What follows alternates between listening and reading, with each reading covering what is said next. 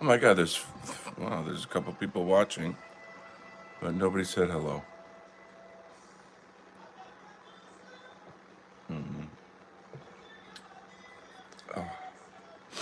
Say hi in the chat, maybe? Don't be shy. What would really be cool if oh, and then they left. I guess my stalkers don't want to be seen. Stalkers.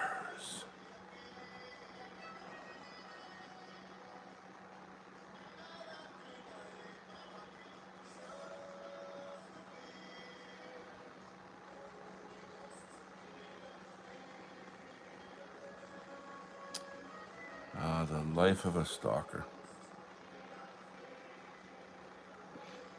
Can't be very, can't be very happy.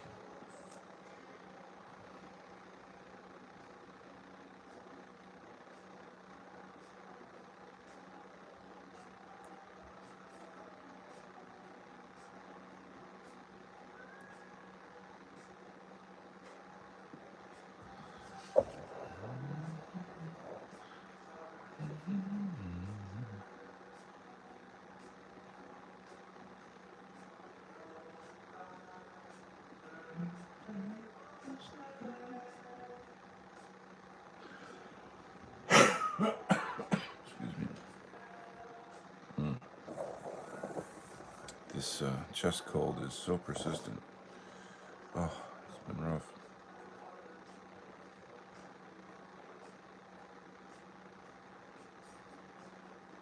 It's been rough. So many people are getting it now too. It's crazy. I've started a trend. Rexus Prime, ladies and gentlemen. Let's give a big hand for Rexus Prime. Thank you, sir, for joining me. Good to have you back. I got cut off last night. I don't know if you noticed that. My stream ended abruptly. I got swatted. No, I'm kidding. It's really annoying because, so like my phone, I do this show on through my phone, and it's plugged in, and the little light is on, and I know that I'm plugged in, and it's all good. But my phone was like, "Oh, your battery's gonna die," and I'm like, "No, it's not, because it's fucking plugged in." And sure enough, the battery died, and then I got cut off. So explain that to me, Einstein. Anyway, tell me more about yourself, Rexus. I'm really interested in learning what, like, say, your political views, or what shows that you watch, what influencers you like. What's your take on Charlie Kirk in that situation? I've been, I keep a close eye on politics, social media, cultural trends, things of this nature. And one thing that is always a big sign, a kind of like a barometer of political culture, is comedians. What they can and can't talk about, what topics they all bring up. It's like, it's not a mistake that comedians all, make certain types of jokes at the same time. And then compare that with sort of the hot takes of all these kind of new influencer channels that are coming out. It just seems like every day there's a new influencer out there, and they're, you know, working the grift. One influencer that I saw today, I made a really strong point. He was saying that, like, I forget the name of the ship, the USS Liberty, I think it is, that Israel bombed an American ship in, I don't know what year it was, but it's just a well-known fact within this whole JQ community. Anyway, this influencer was saying like, if that happened today under these like this kind of cultural climate, political climate, Americans would be fucking livid and like not, we would consider that an act of war, and the support for Israel is at an all-time low. And what's funny about it to me is that the more Israel tries to promote themselves, like they, oh, we bought TikTok, I know Israel didn't buy TikTok, but they're all in the same club. I know you know what I know, or blah, blah, blah. You know what I mean, and it's shit like that. Like that's not gonna reverse things. That's gonna make it worse, because now people, they see that like when you try to step on our free speech, we're not gonna forget you. We're gonna notice, and we're gonna fight. And this is the internet culture that we're in, that we've been in for at least a decade. You know, and the thing is, once again, the more they do that, the more they pour gasoline on the fire, the more they expose themselves. And normies are on board now, so it's the left and the right are like, you know, unified on this. I used to hate the Young Turks, and now I'm like, what am I listening to here? This is crazy. The Cenk guy, I know, he's Turkish, I guess. Cenk is like a name in Turkish, I guess. He made an interesting comment about Marjorie Taylor Greene. There was a vote in the government to,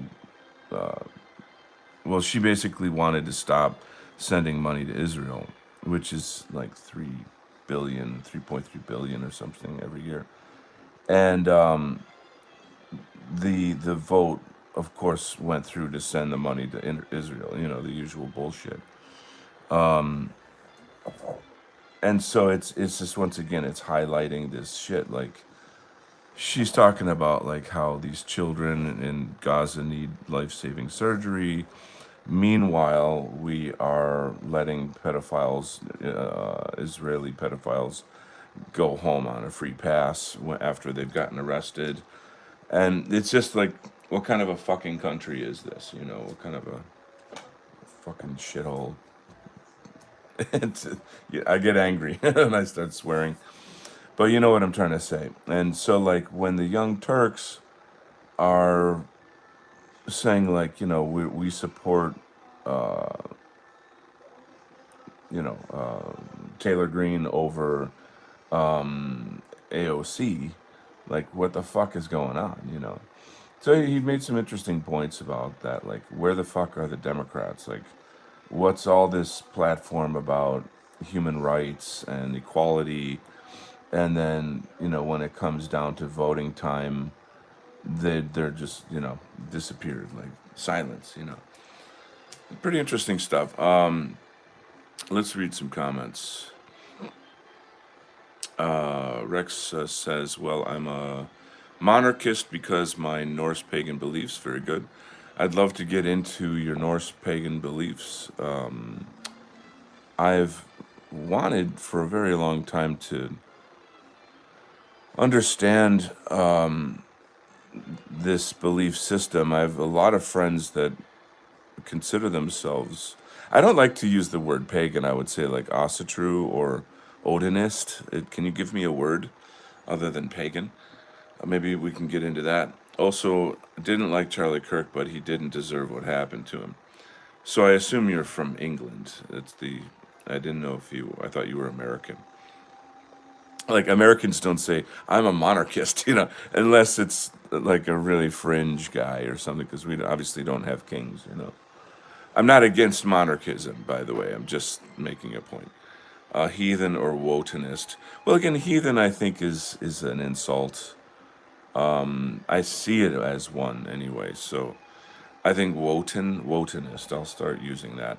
I keep saying Odinist. I don't know, Odin and Wotan are the same thing. I think they're just kind of different pronunciations or different languages. One of the, I studied and practiced Buddhism for a long, long time. And I noticed that it's very hard to take the Abrahamic understanding of religion and try to explain Buddhism through that lens. So I realized that, like, it just is, it's not how it works. Like, these different so called religions have their own cosmologies. And so, and what I call spiritual technologies and things like this. So I'm just curious to learn more. If you want to share anything about that.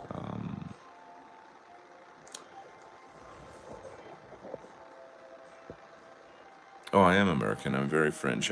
Cool. Well, you are in a good place then, my man, because I love the fringe. That's where all the interesting people are. You know what I mean? Definitely cool. That's funny. What are your thoughts on third position? Have you followed Cultured Thug at all? Are you familiar with Cultured Thug? I did a really great interview with him that you can find on this channel. I just emailed him a little while ago because Kai Moros got in touch with me, and Kai Moros is a friend. That's a whole other story, but what I want to do is have an interview with Kai Moros and Cultured Thug.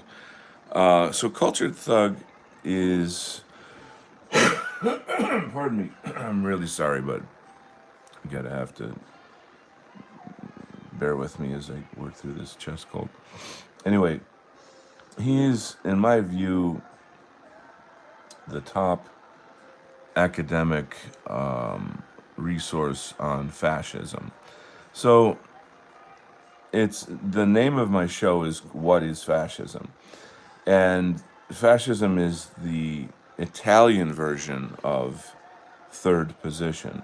Third position, one could say, takes the best of capitalism and socialism and combines them. It's the only political ideology that is truly for the people and free of corruption by nature of it. The three pillars of third position are God, family, and nation. And so those are the, if you can imagine a political ideology based on the preservation and support of those three things, that's third position. Why is it called third position? Because it's neither capitalism nor communism, which is the Jewish-controlled dichotomy in the political reality of paradigm of today that we live in. So when you control both sides, you have total control. And so third position historically is anti-communist. If we were to look at, from 1917 to now, anti-fascism is communist. It's a communist radical group. Trump and the Trump administration have announced that they're going after Antifa to destroy them, quote, head to toe. This might just be another, like, build the wall promise. Trump doesn't deliver on his promises all the time, but I'm not going to shoot it down. I think it's a great thing. Obviously, it's a very good thing. Those people are clearly domestic terrorists, unquestionably so. supported by Jewish financiers. These things are not conspiracies, they're not secrets. It's just the world we're living in, you know. So why was Antifa even formed? It was formed to stop and to defame third position. And so, for example, National Socialism is German third position. Fascism is Italian third position. Syndicalism is Spanish third position. The Romanians had their own third position. I don't know what it's called. You've got third position in South America. There's a whole history there. But again, control of historic narrative and the, I don't know, kind of propaganda to make people believe that, you know, fascism is evil, by changing the use of the word fascism, where one really should be saying authoritarianism or totalitarianism. That is a dialectical psyop that has been very effective because both Republicans, Democrats, conservatives, liberals believe and use the word fascism instead of using the proper term, which would be, again, totalitarianism or authoritarianism.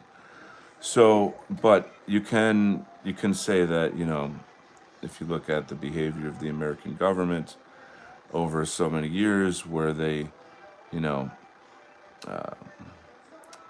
push democracy into foreign countries, where they use the CIA to overthrow nationalist leaders in other countries, that is totalitarianism. It's, you know, using force to change other people's politics.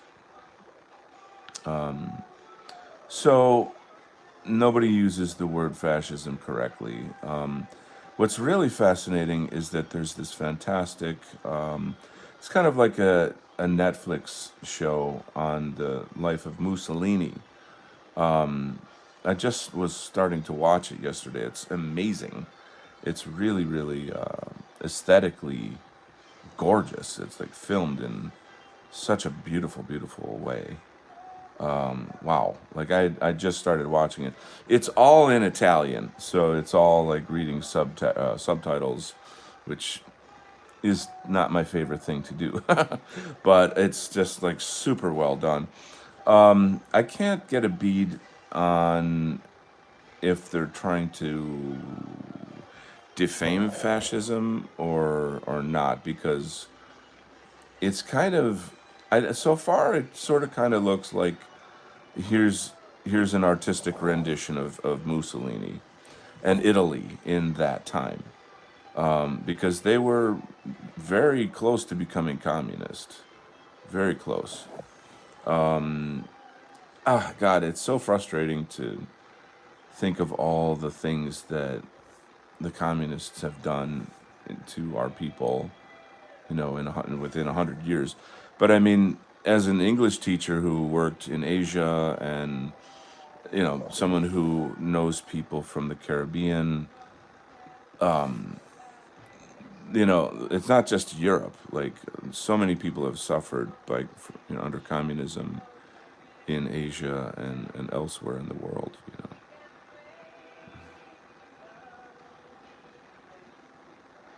know, yeah, it's a very frustrating topic because people don't read. They don't fucking learn anything about history. And then when you try to tell them true history, then oh, you're evil, you know. Anyway, I and my friends agree on that third position wasn't even that bad, especially Franco's third position. And there you are. So, and I'm not even an expert on it, but look up Cultured Thug on Rumble.com. The dude is a master. He's literally like above doctorate level on this. I mean, I just go there and read.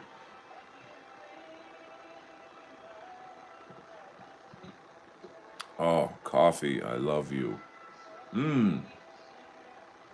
Mmm. Oh, num num num num num. All right. Now back to being fringe. Let's go. Let's go. Sorry. Fringe. I just think it's funny how like wanting to stand up for your own demographic is you know is somehow evil or fringe or something like that. I mean, I can understand like the idea of having kings in America would be fringe. That okay, I get that. But la la la. Anyway, let's move on, ladies and gentlemen. It's time for Fringe Hour on Donald Kent Art. So, what else is going on here? Rexus says, "Oh yeah, many normies left me to the wayside when I was at my lowest for allowing third positioners to have a voice in my community." Well, tell me more about your community. Do you have like a Telegram channel or YouTube, or where can I connect to your community? You can find me on Telegram as well.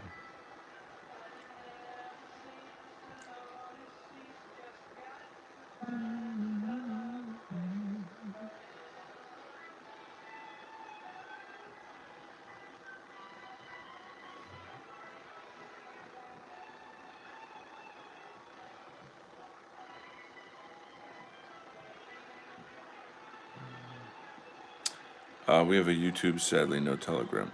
Okay, you say we, so it's, I guess your group does some kind of shows or something. Would you drop a link to your YouTube channel in the comments, please? I'm begging you. Please, please, please.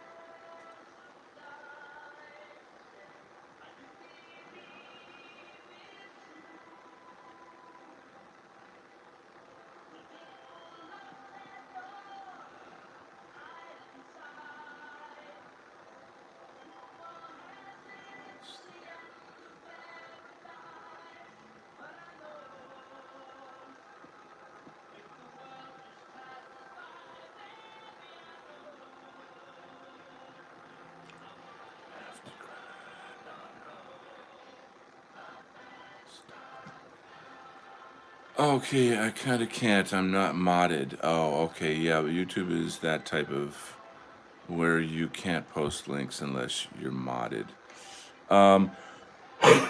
Excuse me. Okay, I get it. Yeah. What's the name of your channel? Is it Rexus Prime? At least I can search it, you know?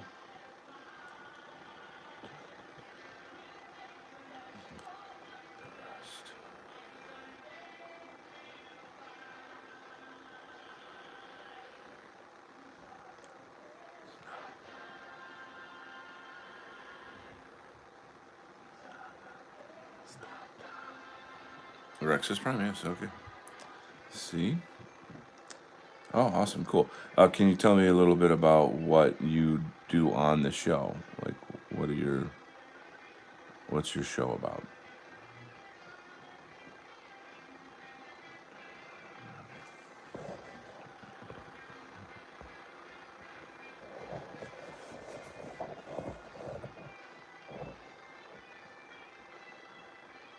Is it about kings?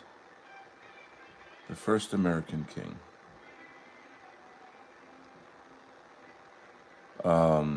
Interesting thing about Nick Fuentes.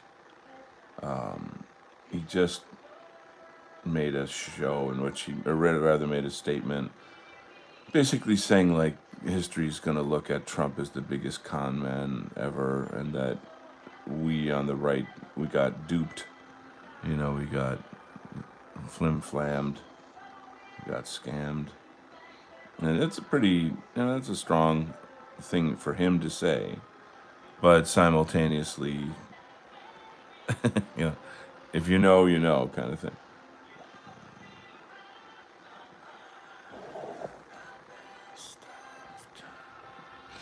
I have rants about games and shows becoming politically correct. Okay. Are you familiar at all with Comicsgate?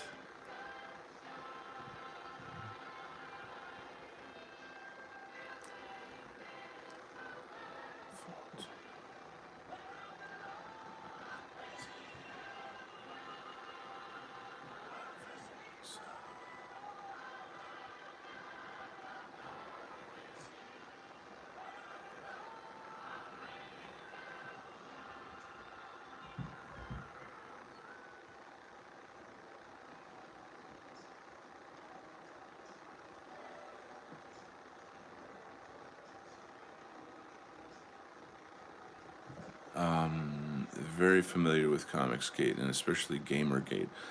Excuse me. So there's like only so many hours in the day, and I can't follow every single show. I don't know if you know this, but I'm buddies with John Della Rose. We did a book together. It's called Dynamite Thor. John Della Rose has teamed up with Vox Day now, which is pretty huge. And we were gonna do another project, but then I got tied up with the freelance work that you see me doing right now. I could really, literally, at like when I'm done with this or whatever, I could easily say, "Hey, John, let's go. Let's go do a book." And I could like position myself more as a guy inside Comicsgate, which I think would be wise to do. And I'm thinking, I guess perhaps in the next couple of years, that should be a strategy. I've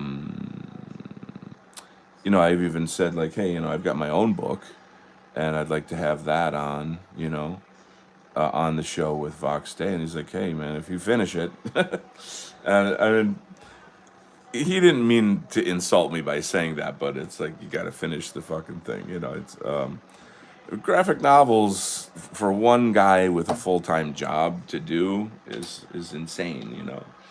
It's sad in a way, honestly, that I don't know. It's just hard. I won't start complaining, but I don't know. There you go. So what else is up? I'm very familiar. So what are your thoughts on Comicsgate? Who do you follow? Who do you like? One of my big rules in life is to no infighting on the right wing. I'm a big proponent of like no infighting. Like I don't think, but I think that people who are in the grift almost kind of have to infight for clicks or something. And I'm not pointing fingers or whatever, but eh, I just feel like if you can't get along or you don't like somebody's stuff, then just leave it. Like I don't sit here all day and obsess even about like leftist shit. I'm not gonna. I could talk about how much I hate James Gunn on every single show, and spend like an hour on it. It's like, why? It's just toxic. Like, but to be going after other right wingers inside the movement is to me very, very counterproductive. Not a fan of that.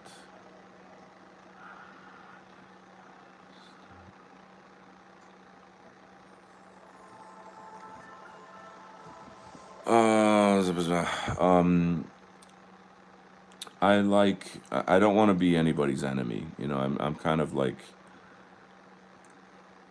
not, I'm gonna say like am everybody's friend because obviously I have my own standards. But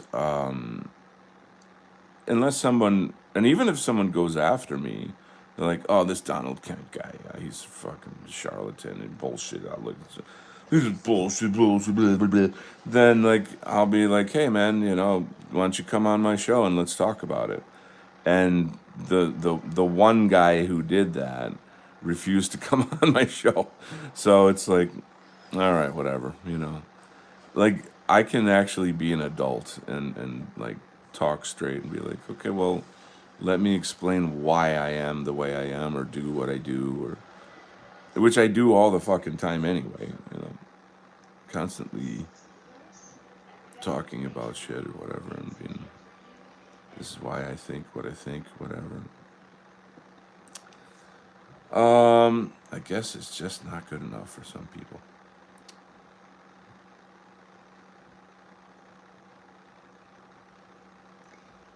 Just not good enough. So I stay away from the Comicsgate crowd. Oh,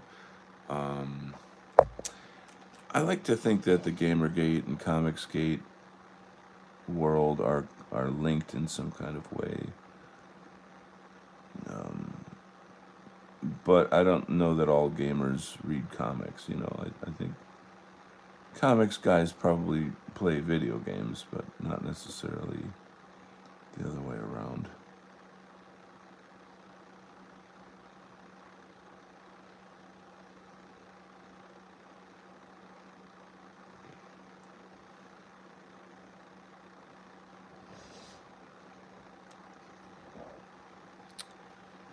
Anyway, you know what? My music just stopped, so I'm gonna go turn it back on. I will be back in a few seconds.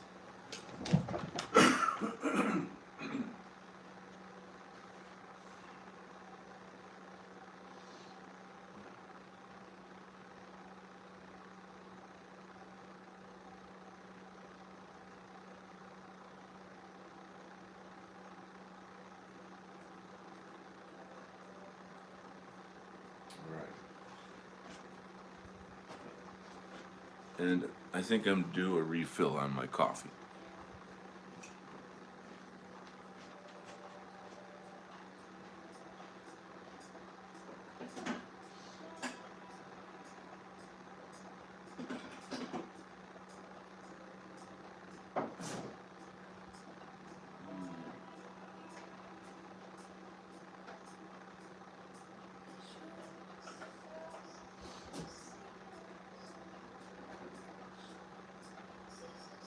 Oh, so let's change the topic a little bit here. There's a dude I know.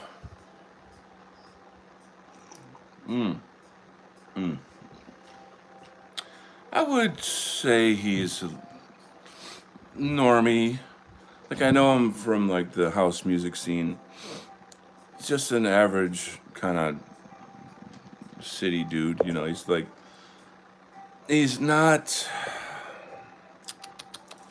Let's just be real honest. He's really really lacking in like masculine traits, which I think is a very common sort of like you know people who live in the city like it's a thing. You know, like that whole white knight, all of that, whatever. So he's a nice guy. He's a decent guy.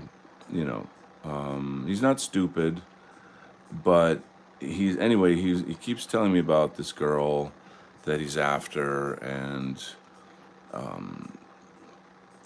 she's just a fucking train wreck. She's like drinks too much, and you know she's like hung up on an old boyfriend, and he's just allowing himself to be used by her. And I keep trying to explain to him like how the fuck does this help you? How does this serve you? You're being used. Stop giving her the power. Da da da da da, like the usual shit, you know. And and he's like, yeah, I know, yeah, I know, yeah, I know, you know, but, yeah, I know, but, fucking, you know, I'm like ready to slap the shit out of this guy, you know. And I'm like, I'm telling you this because I was you years ago. Like I did the same shit, and I'm disgusted at myself, you know, for that. And in the end, you get pretty badly damaged from these things. Like you get hurt pretty severely. So I have this idea that I will get him a link to the illimitableman.com, the Red Pill Constitution, Rollo May. I don't know if anyone's familiar with Rollo May. He's a really great manosphere influencer, blogger. I just got a message held. Oh yeah, I live near a city and the town neighboring my town is very feminized. Why would YouTube hide that comment? Jesus. So I stay away from the view deleted message. Now it's deleted. Okay, that's fucked up. Well, I read your message, buddy, but YouTube is trying to tamper with our conversation because men are supposed to be feminized, apparently, according to YouTube. I know, dude. Exactly, bruh. I know. Fuck that shit. Fuck YouTube, man. The fucking blue-haired nincompoops that are out there trying to control the conversation. It's fucking. It's this is the face of modern communism, basically. Anyway, so just trying to find some way to reach this guy that will make sense to him and that will be effective. Because like last time I spoke to him, it was like I was helping him to kind of get off the plantation or whatever to like, you know, free his mind or whatever. And then like we're at this club and the girl shows up, and I'll be honest, she's pretty damn cute. I mean, she's definitely good looking, you know. And then he's like, you know what? I've discovered what my problem is. I'm in love. I'm in love. And I was like, you know, I was like, fuck, you know. I know, you know, it's, but like, he's really a guy that like just needs to work on himself. I'm a guy that needs to work on himself. So it's not, I'm not being the douchebag gym bro, like, you know, whatever. Like it's just the thing to do. You know, I think that men in general just need to kind of do that. You know, it's sort of like a default setting, kind of. You know. And I mean, earlier in the thing when I was like, okay, could this work? Is it, you know, is there anything here that's worth saving? And I was like, look, you're at a place right now where, you know, it looked like she got, I don't know, there's a word for this when like someone slips a date rape pill in your drink like that. I think that happened to her not long ago. And she called him and he basically came to the rescue, got her out of the situation, took her home. I mean, he was carrying her over his shoulder like she was so fucking gone, you know. And he's like, yeah, she drinks, but not like that. That's not a normal thing or whatever. I'm like, okay, well, that's very noble and you did a good thing, blah blah blah. But like, you're expecting something from her, even for doing that, is still manipulation. You know, roofies. Yes, thank you. Like I wouldn't know a word like that. You know, it's not a word in my vocabulary. But anyway, so I was like, listen, man, you did a good thing. Now, like, ignore her, disappear. And if she really cares or wants you, then she'll come chasing. You know, she'll chase you. but don't be like, oh, what can I do for you? You're like a little fucking puppy dog. And that signals to women like who's got the power, and it's not motivating, it's not attractive. You just move on. Just fucking move on. He can't do it. He just doesn't have the wherewithal. And I guess the lesson in the end is like control your fucking feelings, I guess, and I'm like the last person to tell people to do that. I'm like a chronic romantic, so to speak. I've got a bad track record. But it's only through that suffering that I've come to understand these things, and that I've, in a sense, earned or gained the knowledge the hard way. And then I can go and try to help out white knights like this. And I even said to him, like, you're basically a white knight. You're the trope of this shit. And he's like, I know, I know, I know. Like, it's fucking, you know. I think a huge part of it is that men have to start respecting themselves. Like, you know what I mean? It's just like, don't lower yourself. And women are very weird in this way. I remember meeting this woman at like a craft fair over the summer, and there was an immediate attraction, interest. We were both like right in the game, like right away, like checking each other out. I'm joking around. We're finding all these synchronicities, and it looks like, well, and I did actually get her number and something blah blah blah. But one thing she said to me is, "How old are you?" And I said, "Well, that's one of my. I don't. I'm very very open with people, but that's one of my personal rules is that I don't talk about my age." And she was like, kind of thrown back by that. And then she said, "Okay, so how old are you?" Which is a shit test. You see what I'm saying? Like, I don't care about your fucking boundaries. Tell me what I want to know now. It's like, go fuck yourself. And I just I was unshakable. I'm like, no, I'm serious. I don't do that. And then she said, "Oh wow, I'm really impressed at your boundaries." And the way she put it like that hit me. It struck me pretty hard. Like, so you're testing my boundaries, and you're testing my boundaries. You know what I'm saying? Like, you're intentionally fucking with me, kind of. You know what I'm saying? To see, like, well, how far can I push this man? How much? You see what I'm trying to say here?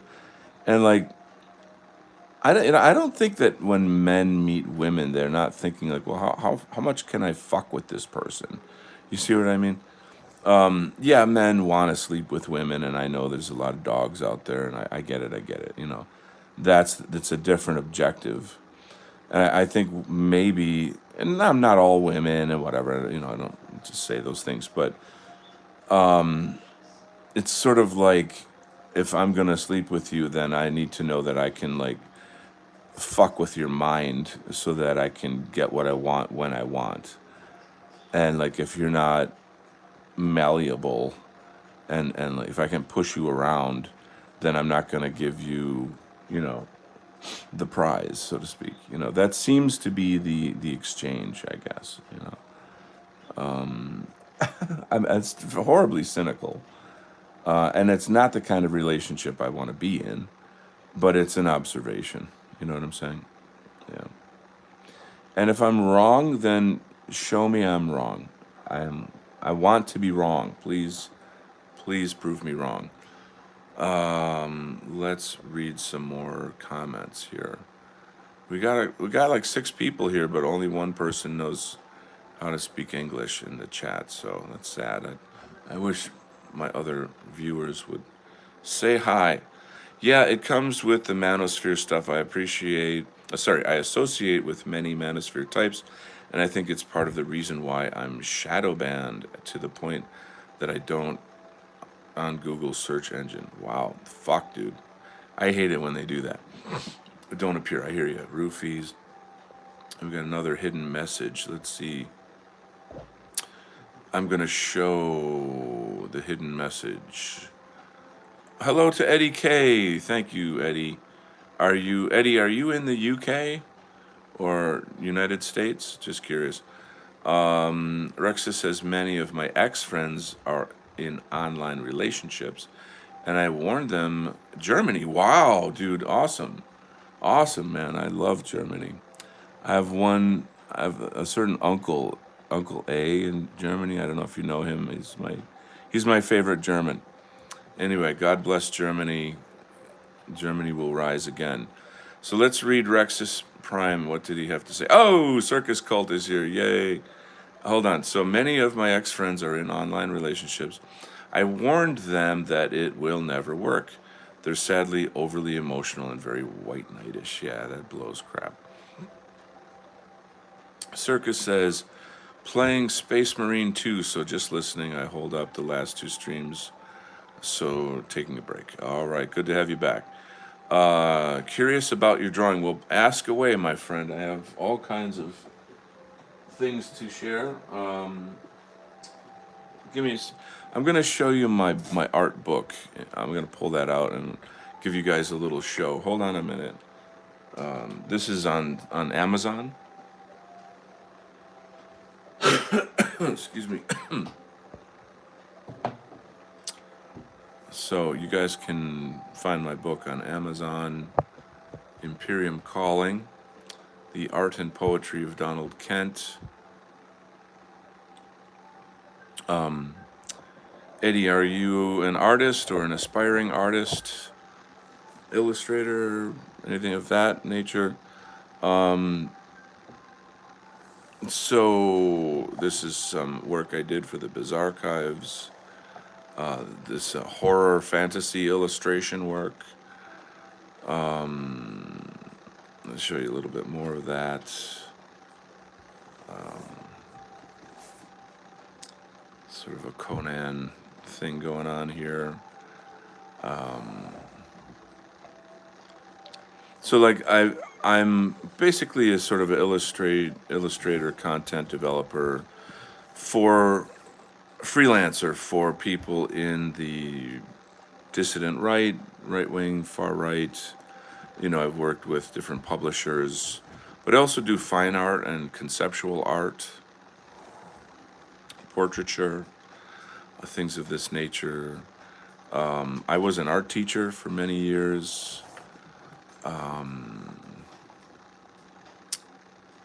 So I have like a great, vast amount of knowledge and ability. Sorry. Cool, I like it. Good. No, I'm a normal guy, not an artist. That's funny.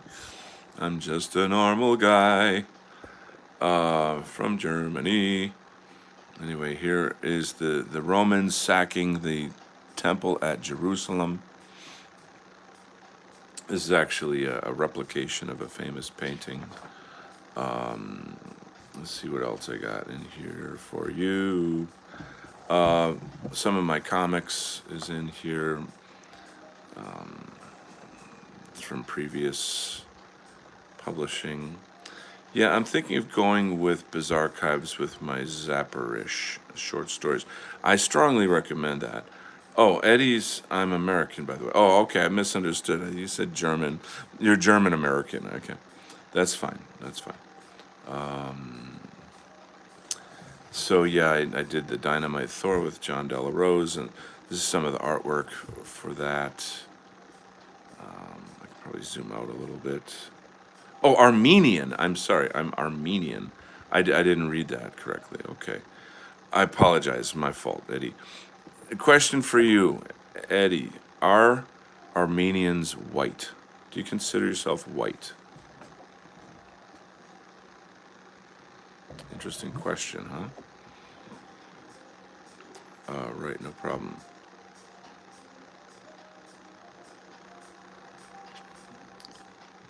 some of my comics. This story was written by Mark Brahman. If anybody knows Mark, does anybody know Mark Brahman in the audience? Good friend of mine.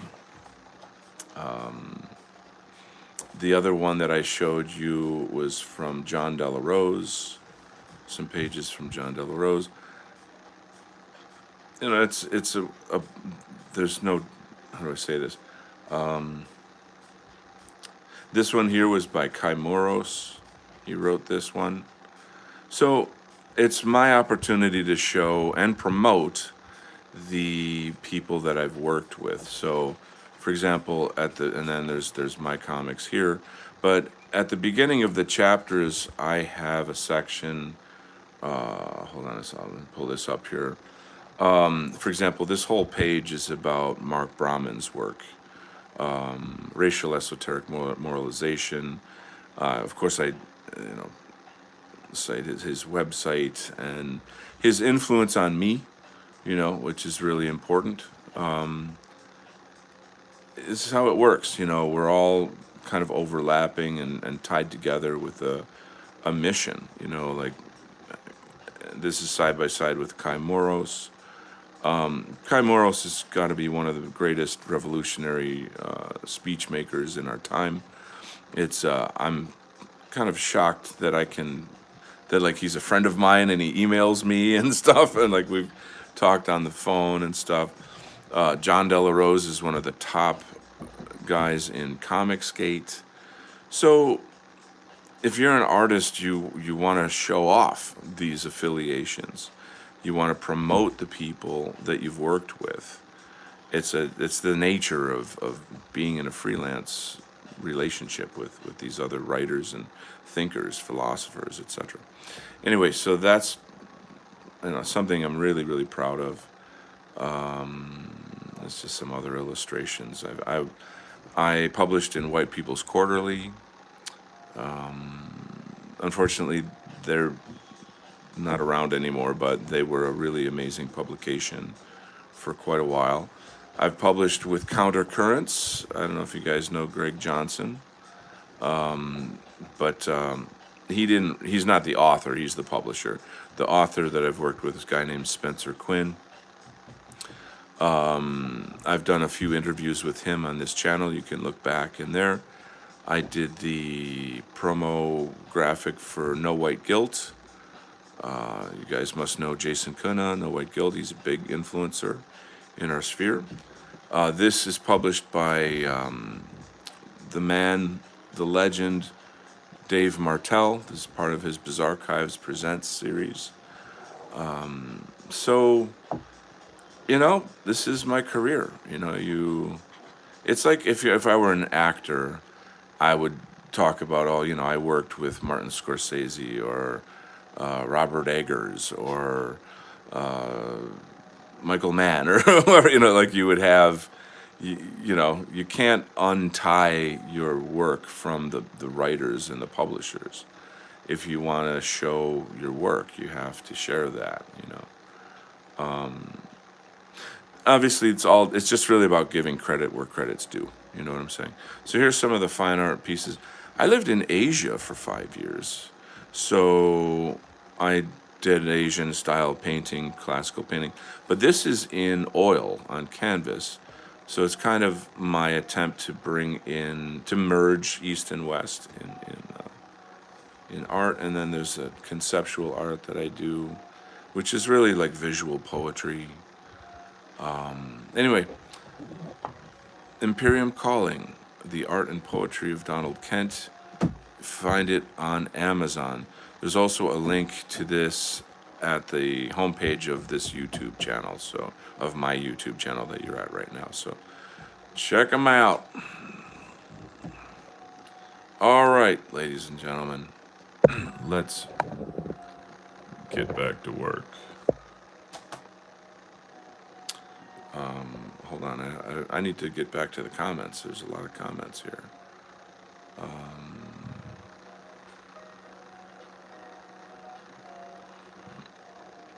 It's so funny. Eddie K says he's living in the Caucasus region. I think we're white. That's hysterical. Yeah, yeah. The Caucasus, Caucasian. I mean, like it's just that's just funny how you delivered that. That was very well said. I don't know enough about Armenia. I've heard about the Armenian genocide, and I'm aware of these things. I actually was friends with an Armenian painter back years ago when I was in fine art college. He was awesome. He was a really good friend. We used to get together on Sundays and we would paint each other's portrait. We just have go through pots of coffee and cigarettes and listen to jazz. And he would sit for 15 minutes or a half hour, and then I would sit, and we would just go back and forth. And that way, we had a model, and spend the day doing that. And we did like fantastic paintings. I learned a lot about painting, and we were just good friends. Now he's Armenian American, so he's not. I, I think maybe his parents were from Armenia. He was a very unique, very, very unique guy. One of these kind of painter type personality guys where like he's sort of wild. You know what I mean? If you know anything about like the mythology of painters, you'll know what I mean. Let's see what else we got here. Rexus Prime says, "Yup, Armenians are descendants from the descendants of the Proto-Europeans, Yamnaya, Kurgans, and Indo-Aryans. You are an artist. Thank you for presenting." Oh, thank you, Eddie. I appreciate your being here. Thank you for joining us. And now back to work. Oh, do I talk too much? I should shut up, right? Get on here on YouTube talking. Who the fuck do you think you are talking so much? Shut up and draw. I actually had a guy in the chat. He's like a new guy that discovered my channel. This is like over the summer. And I'm going on and on about politics or something. And in the chat, he says, "Shut up and draw." It was so funny. I was like, that was the best advice I ever got. I know my enemies would love that. My stalkers. I just, not recently, but semi-recently learned how to, I don't know what this is called. It's basically when you stop people from being able to comment on your posts.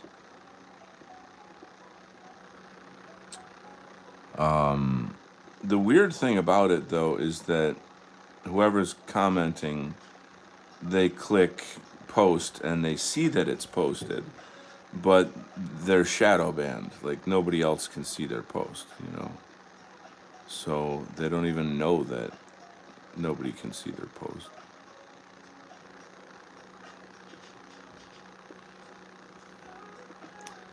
I'd really rather that they knew that they were not allowed. You know what I mean? Like, just so they understand. But whatever. All right, here we are. Another day in paradise. And can I tell you how much I love fall? Oh my God. This season makes me so nostalgic. You've hidden them. Yeah, hidden. Okay, that's what it is. Yeah, I watch a lot of Survive the Jive. Oh, that's cool. Okay. Let's show this. Fuck them. Let them waste their time. Yeah, because, like, I've never understood the idea of, like, I'm going to consistently show up to this person's YouTube channel just to, like, harass them. Like, you really got to question somebody's sanity if they're doing stuff like that, I mean, it could be just sheer ego, I guess, maybe in some cases. But I've known a lot of people in our sphere that have, like, left that stop doing what they do because of this kind of harassment. They're mostly obviously like leftists that are doing this type of harassment. There's one of our great, I don't want to say her name because she's offline now and whatever, but like there was a girl in the White Art Collective that, holy shit, like somebody made a fucking project out of her and her husband, and it was some lunatic leftist woman that, oh man, and it was ugly, it was bad, and in the end, I would say that like if you walk away from doing your media, your art, music, whatever, then the left wins. Like they got what they wanted. So you can never fucking do that. You see what I'm saying? You can never ever let them win. So that's why they fucking harass you. You see? They're trying to get you to stop, you know. Fucking cunts. Let's read some comments. Eddie says, first Christian country in history. Really? That I did not know. I'm amazed. Circus Cult says, feeling the algo, it's to your benefit, really feeding. Oh, feeding, yes. Eddie says, yeah, Armenians are few and very scattered in the world.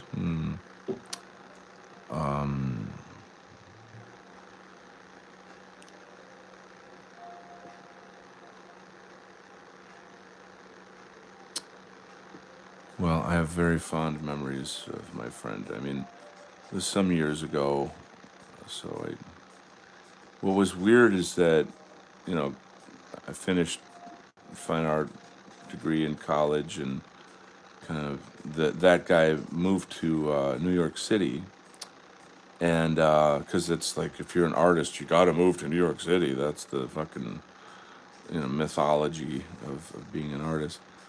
And I later moved to New York as well for the same reasons, foolishly. Although I didn't go there strictly for that. I went to join the Shaolin Temple and blah, blah, blah, whatever. But I'm on a subway train at one point, and there he is. There, we were on the same train together. And this was years later, like he had gone gray, like his hair was, he had really long gray hair. And I remember he was wearing these really weird glasses that he looked like an absolute madman. Like I wasn't even sure if he was like homeless. He was just you could tell it was like a guy that all he does is oil paintings, that's all that he does. Like he probably doesn't even eat much. He looked insane, and I don't know, I forgot his name, so like I think I clenched, I got kind of embarrassed or scared or something, and I really should have said, "Hey, remember me?" and just kind of sort of stumbled through it or something. It would have been neat to reconnect, but I for whatever reason I got shy. I guess I didn't do it. But I wonder where he is today. Who knows? Probably not being stalked by assholes. Probably not.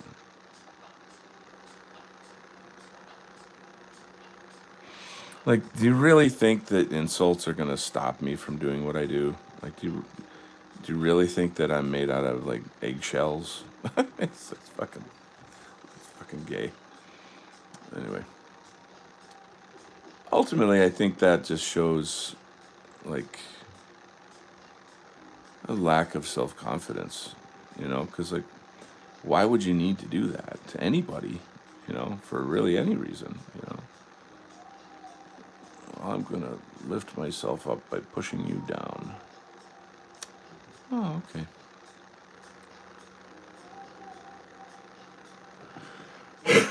Excuse me. Yeah, Armenians are few. I read that. Okay, I don't think there's any other comments.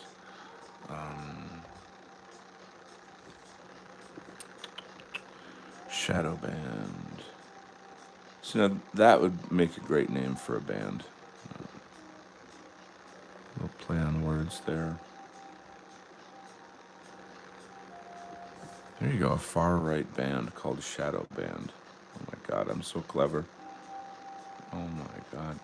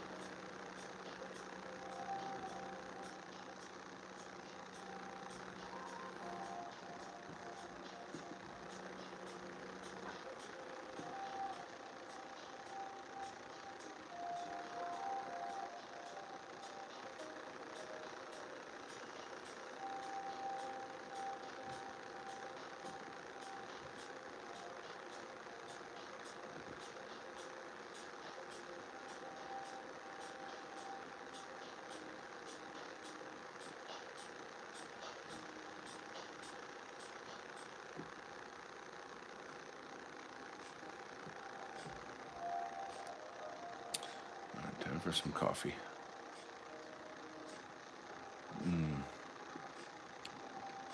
I've been going 79 minutes. I'm off today, so I'm just gonna work my ass off in the studio.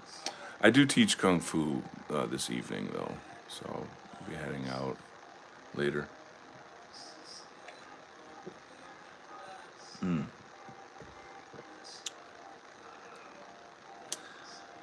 I don't know how long can one stream. Like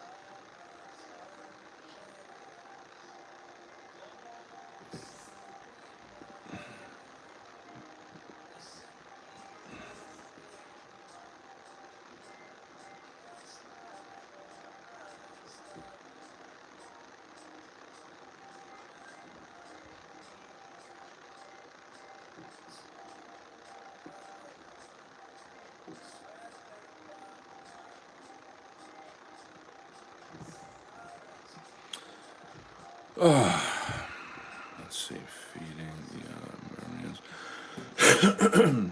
So I guess I'm still thinking about that friend who needs help.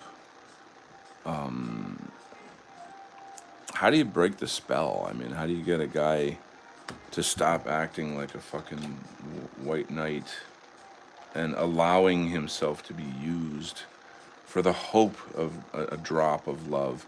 He did sleep with the girl. Like, they did have a fling.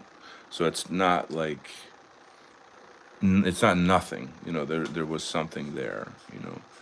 But she's just fucking with him. Like she's just fucking with him, and I'm like, I hate seeing it. I can't stand seeing guys being used like that. It makes me angry.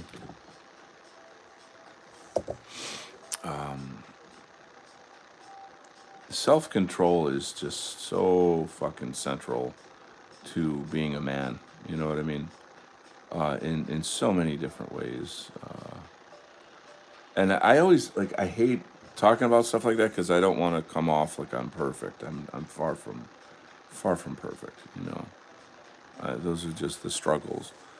But at the same time, it's like you should be able to talk about it. You should know.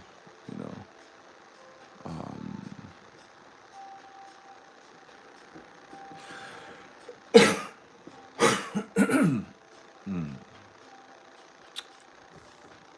Anyway,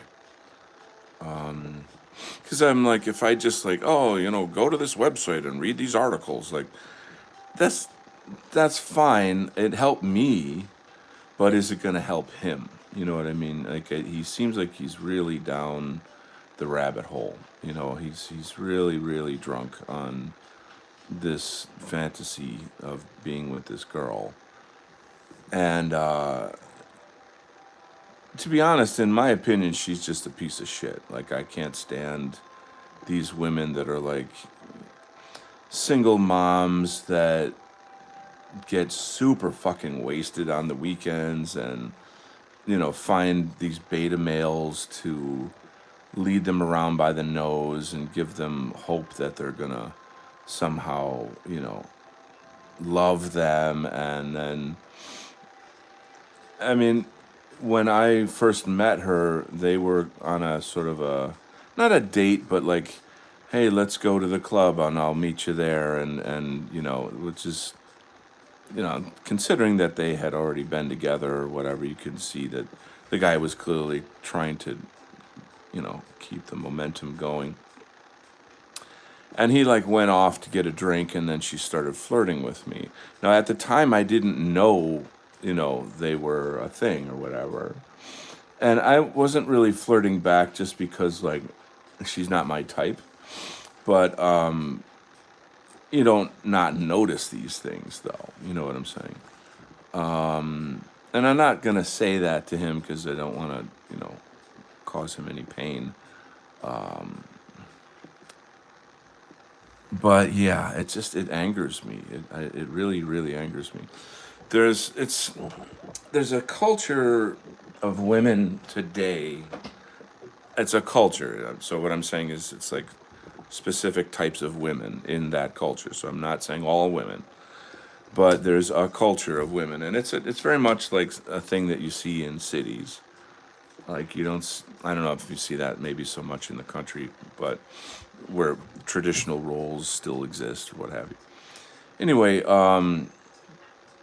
it's a kind of an unspoken power trip where they are leveraging power all the time away from men and to themselves as women. And it's sort of a like wink wink nudge nudge understanding among these kind of women in this kind of culture. And so, for example, at my workplace, there's a specific woman that I work with on certain days of the week, and she is a lovely lady, really good in all ways. Like so, nothing bad there. It's good, wholesome person, very compassionate, very empathetic. It's a joy to work with her. Okay.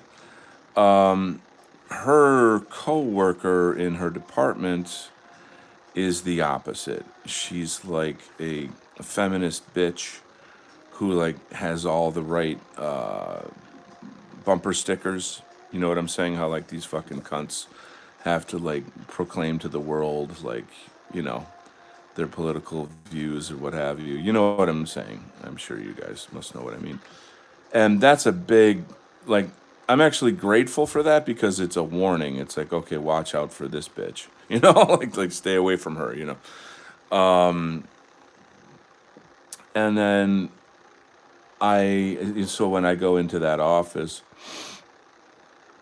and I'm working with the good lady, the bad lady always tries to kind of somehow get involved in what we're doing.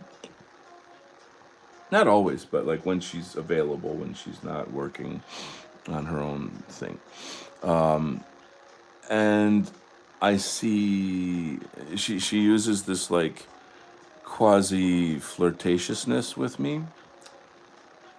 And I mean, if you even saw this woman's face, you could just see like the cruelty in her. Like she's got like resting bitch face. You know what I'm saying?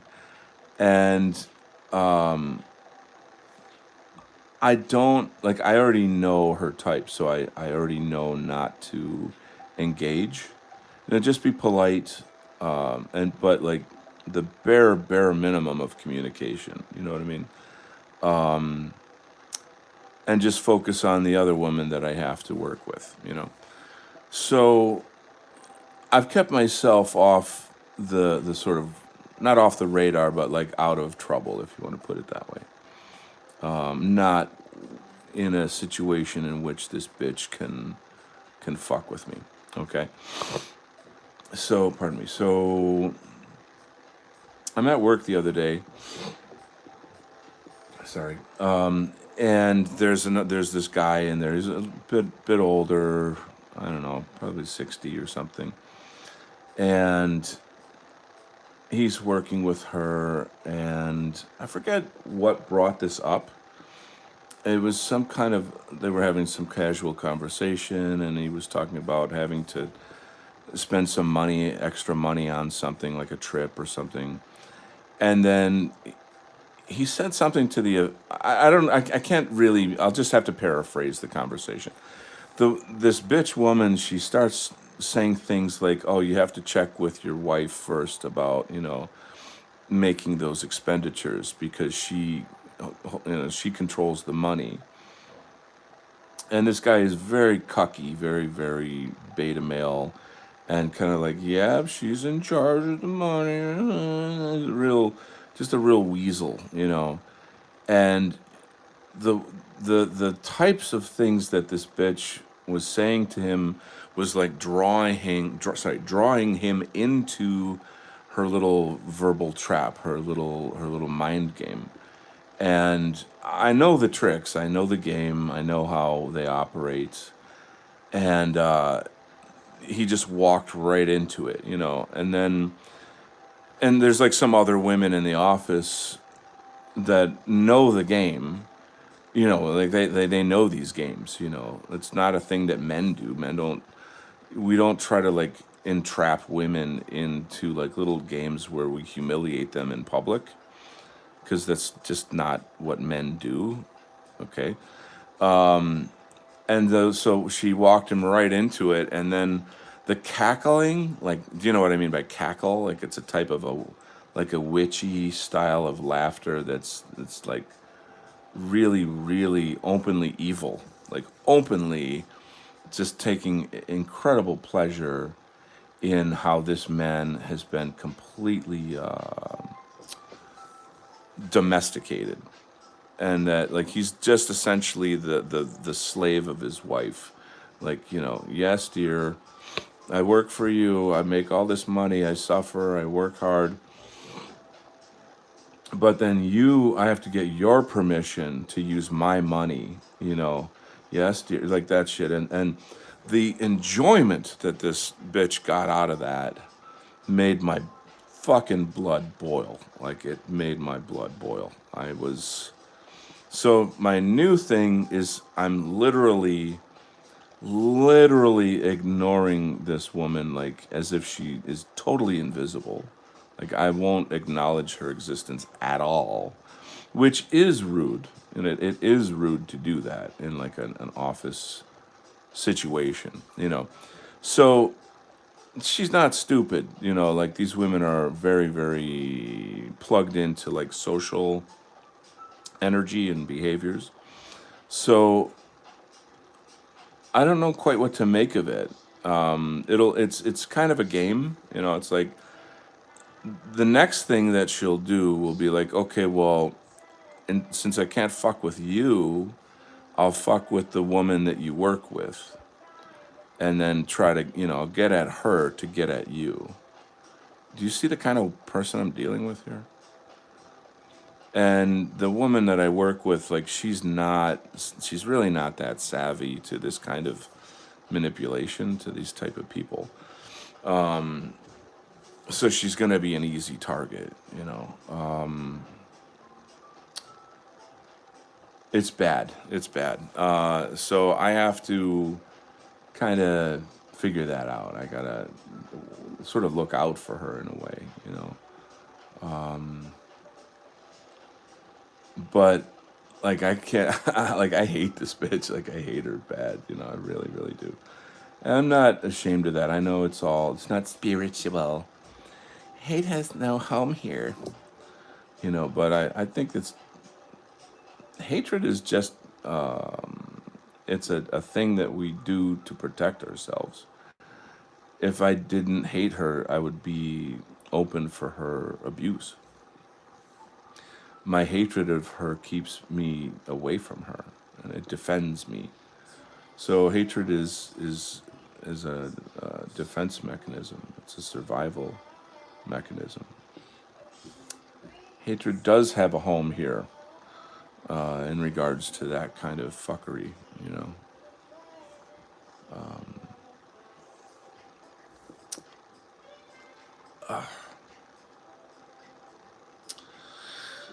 Anyway, let's read some chats and see what is going down. Okay, yeah, Armenians being a slave to anyone is a tragic thing. Hate is part of the reason why we live. So, what's his face? I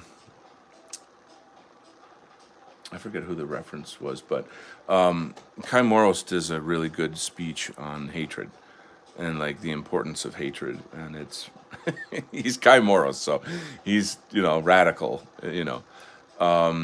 But you should hate the people that want to destroy you. I mean, I don't really see. You shouldn't hate in the sense that it poisons you. It's like hatred is like gasoline covering your body. If you light a match, you can kill yourself, But you have to know how to manage the alchemy of hatred, which is this. I mean, think about it. We talk about love, and look at this guy. Like, there's different kinds of love, and we kind of get into that or whatever. But like, love can destroy people. I mean, there's people that kill themselves over love, And well, what kind of love and blah blah blah. I don't want to go down a rabbit hole on that, but I think you know what I'm trying to say.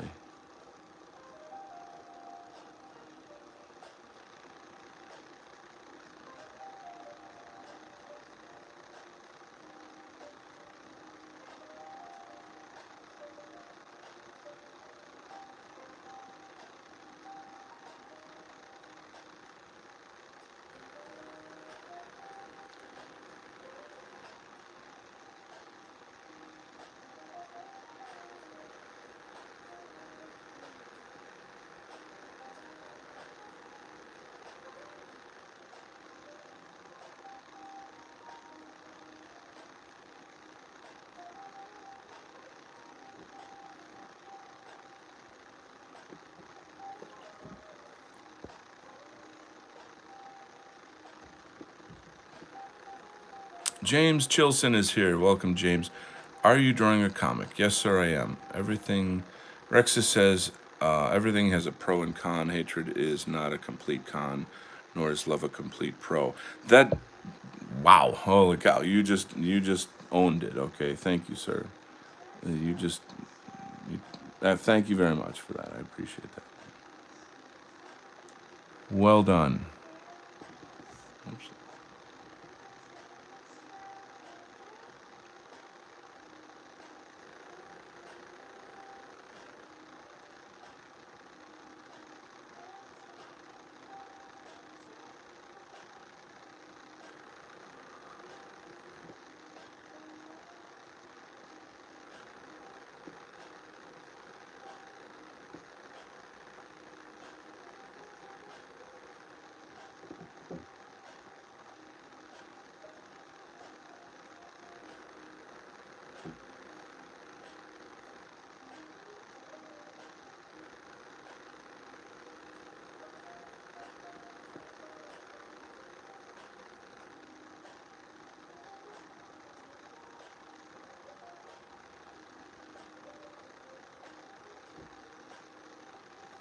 Well done. All right. So, James, are you an artist? Do you do any kind of? This is not my own comic. This is. I'm not really allowed to get into all that stuff because we're gonna do a big promotion when it all comes out, and they just don't want me to talk about it until it's time to do the marketing. But I did not write this. I'm like the paid artist. It's a freelance job.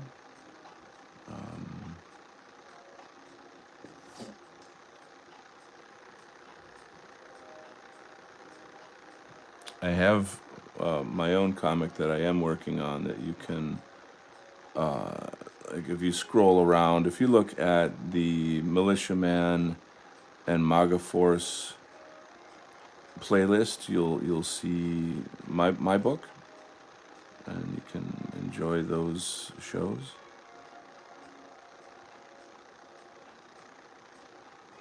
It's at this channel. Excuse me.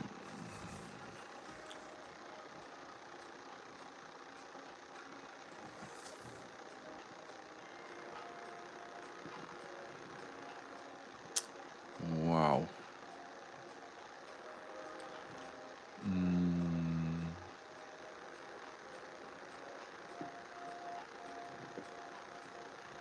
so the shit is going down here.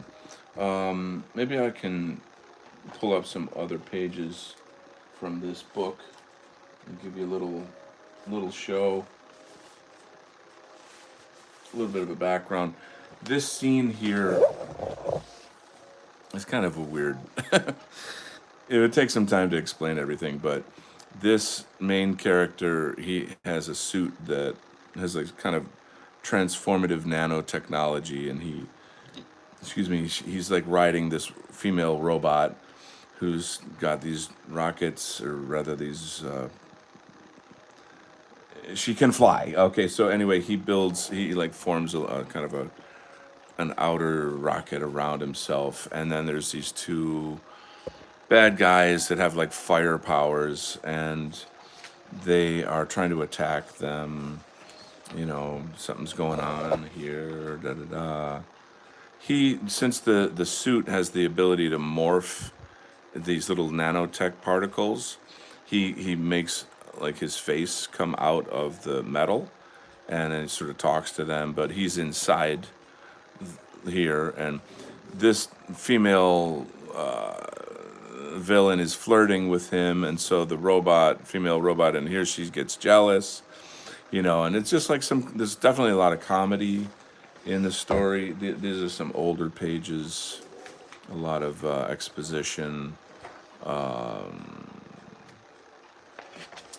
lot of comedy. It's based on internet memes. If you guys heard of Clown World, I hope you know what Clown World is. There's the Demon Rat, who is, Demon Rat is short for Democrat. This face should be very familiar. There's like a meme of this red-haired feminist on college campuses, and she's bitching about, how white people have no culture, and here you have the feminist brigade that are off to destroy blah blah blah da da da yada yada. There's some chuds. You know what chuds are? You guys know the chud meme. There's Hate Chan. Hate Chan is on here. Tradcaths, Groypers, Ortho Bros, Web Girls, Nazbol, Cartoon Nazi, Fake News. These are all different types of characters that are inside the story. So I didn't write this. I can't take credit for the writing of it. I think this is pretty funny. Let me zoom out a little bit. This is a really great scene here where Hate Chan comes out of this computer, and it's kind of the beginning of the alt-right, if you will, where you have like this MAGA dude with his energy drink, and he's really just a normie and then 8chan radicalizes him coming out of his computer, and then you've got Clown World, Demon Crat, Chud, whatever. Uh, I forget what these guys are called, Chads or something. Can't remember. So there's just it's a whole world of all of these different characters that are interacting, and the main character. Oh no, I'm not liberal. No, I mean I was a classical liberal. Do you know what classical liberal means? I mean the it's okay. Like I'll give you an example. There's a meme out right now where it's a liberal person who says like, I'm against Israel's, what do you call it, like bombing of Gaza and all this stuff, and so now that makes me a right wing extremist. so like, the Overton window moves and things shift, and it's kind of, let's just put it this way: I align with the truth. Whatever is the hard factual truth, that's what I am. Okay.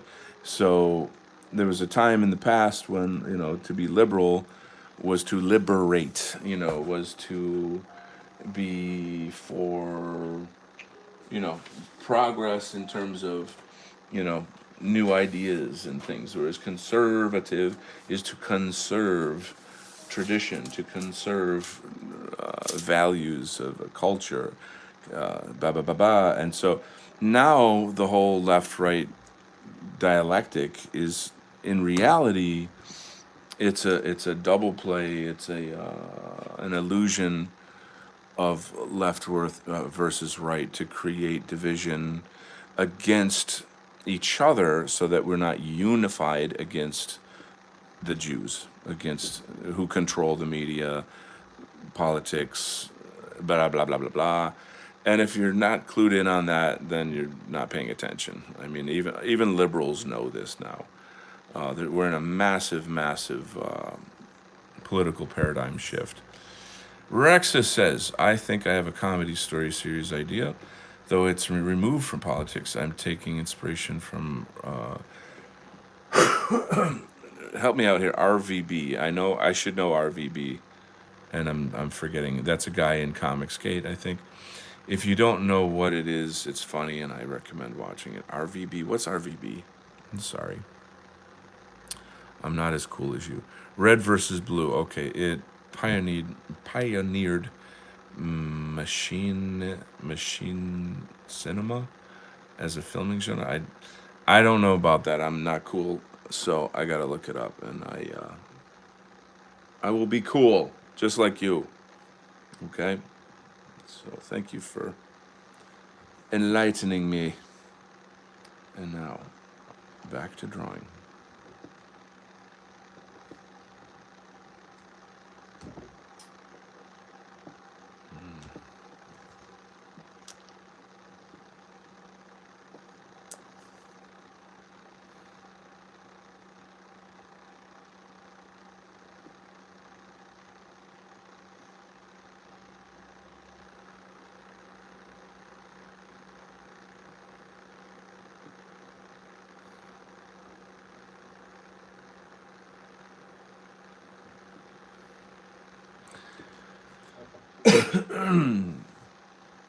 The it's a very interesting thing that you said about, I take it you're not liberal.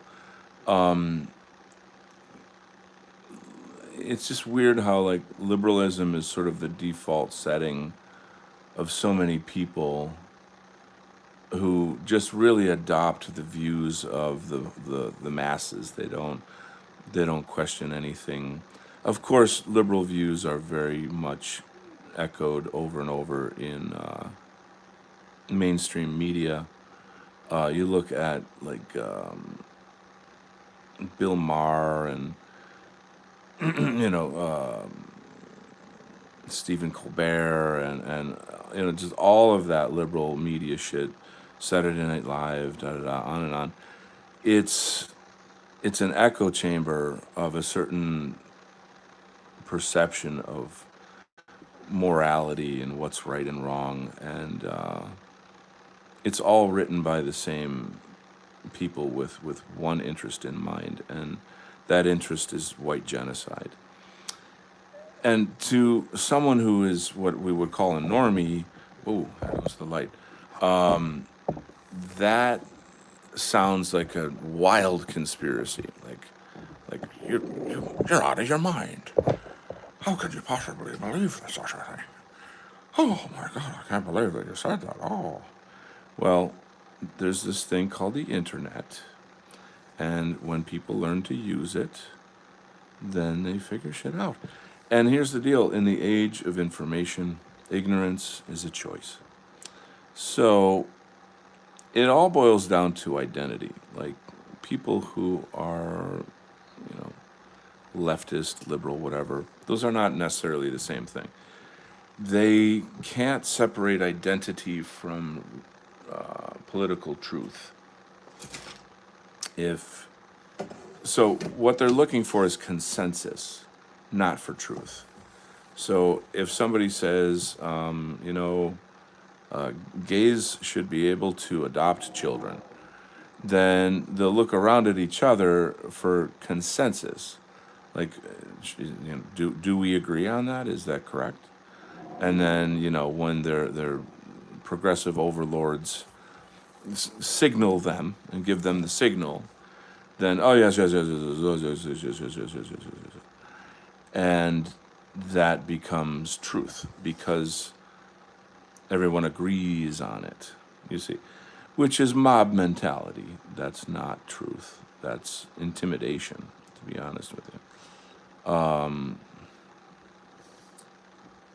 And it's dangerous. It's very dangerous. It fosters domestic terrorism, which is what we're living in now in many regards.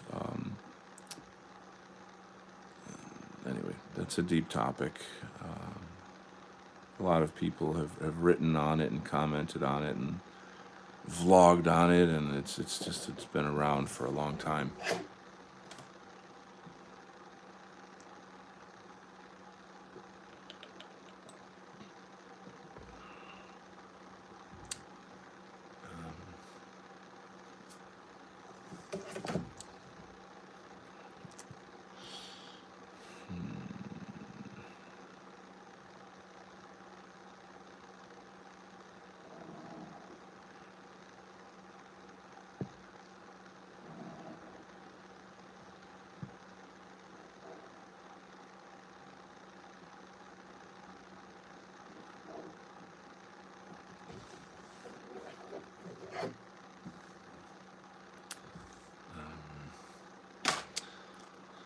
So let's see, we got some chats here.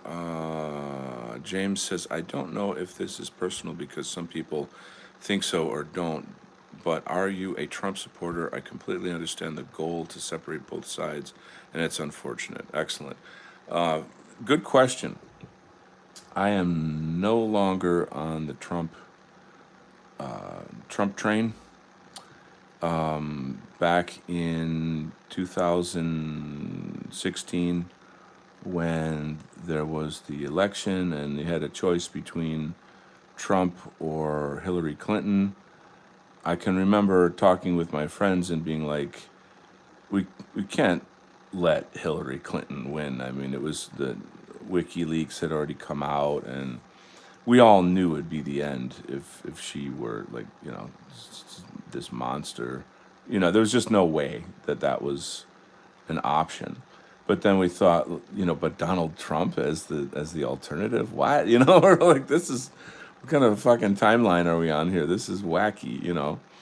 But then we did get caught in that sort of nationalist propaganda, which I'm a nationalist, so I'm not knocking nationalism, but America first, all of it. Just I was totally into that, and I am very, very, very, very America first. I'm like extremely so. Anyway, excuse me. So once, well, two things. I became aware of the JQ. That took some time. That didn't happen overnight.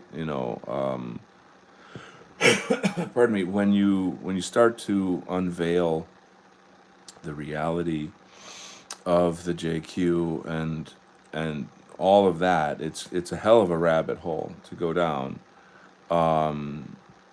And you have to kind of question, like, what are the consequences of me going in this direction? Because the whole world is against it. My family, my friends, everybody is lost on the Jewish plantation, if you will. You know, they all believe in the lies of history and yada yada yada.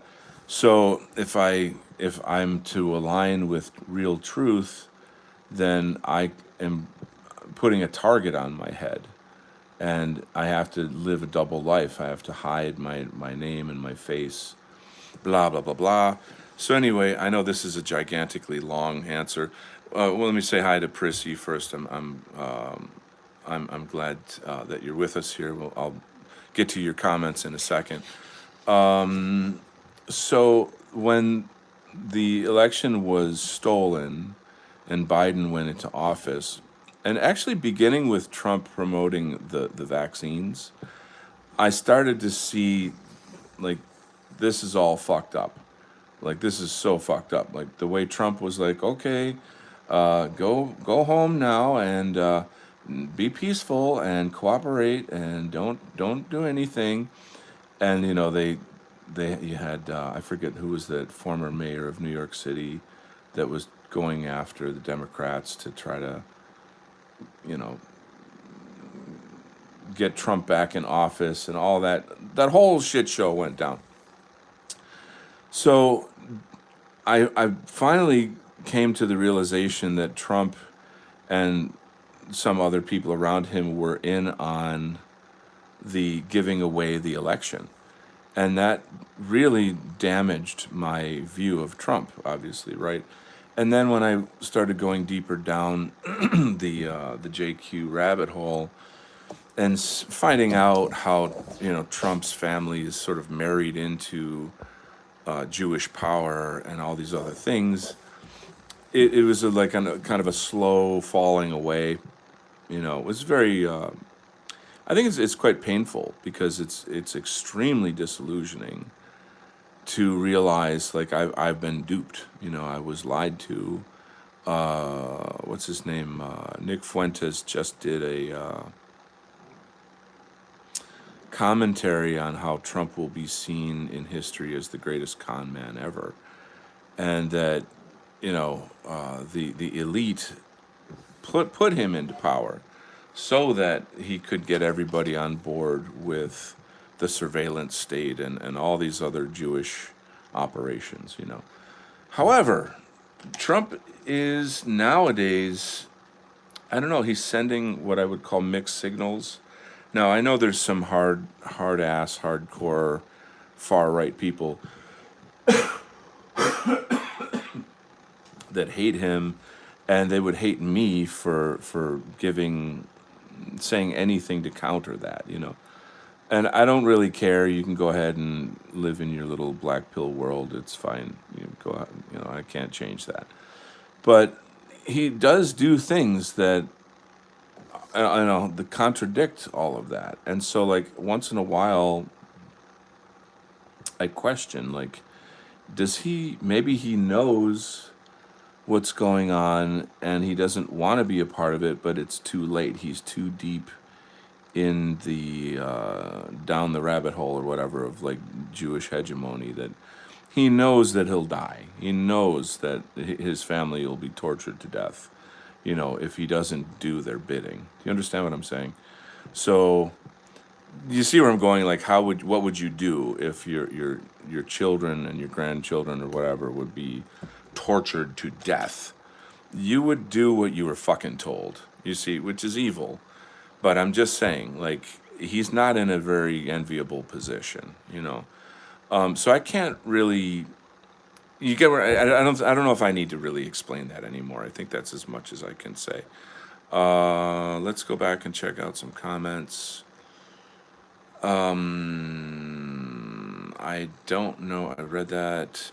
Prissy is here. Welcome, Prissy. My grandfather's father went to school with Hillary, and he said they barked at her like a dog in the hallways. All the boys, holy shit, because she's so ugly. Is that why? Jeez. There's a very, well, I don't know if I can say that it's famous, but it's famous among people like me who do their fucking research. It's a tape of her talking when she was a lawyer, when she was much younger. And she's on tape, she's talking about how she got this case to represent a guy who raped a 13-year-old girl somewhere in the South. And she is laughing throughout the story, talking about how she lied and got this guy off from whatever prison or whatever the thing was, whatever the punishment was. She won the case. And years later, this tape came out, and the girl who was raped, who is now like a woman, I don't know, in her 40s or 50s or whatever, this woman came out, to sort of tell her story and da da da da. So it's out there. Like if someone were to research that, you could probably find it. But to listen to Hillary, and I don't know how old she was at the time of the recording, probably in her early 20s. It's like she's finished law school and she's working for a firm, and she's given this case, and then she's laughing. She's fucking laughing. She's ha ha ha, and you're sitting there thinking like, what the fuck am I listening to? This person wants to be president. You know what I'm saying? Like they're sociopaths. It's that whole thing is all about power. People that, you know, there's a really dangerous thing where like law enforcement and government seems to attract sociopaths, people that want power, I guess, to abuse it. I don't know what other fucking reason there would be. This page came out pretty nicely. I'm fairly pleased with this, actually. Zabadoo, look at that. Ow! So I'm gonna move on to the next page. How do you like them apples? I should probably break for lunch. It's not even noon yet, so maybe I'll wait. Keep going. Anyway, Prissy, what an incredible story. Wow. Prissy says Hillary wants to take away social media. She's a psychopath. She said they lose control when they speak. Yeah. I'm familiar with some of her talking points. Prissy says all in a video of her talking. Yes. James says, do you still dislike Clinton? Oh, Hillary, of course. When did I ever like Hillary Clinton? No. No. She's a monster. Trump freed the hostages. Oh, okay. So this is what I'm saying. Like it's sort of on and off, and I don't really know how this is all going to play out. I feel like Trump wants to do the right thing, but his hands are tied in some way. I don't.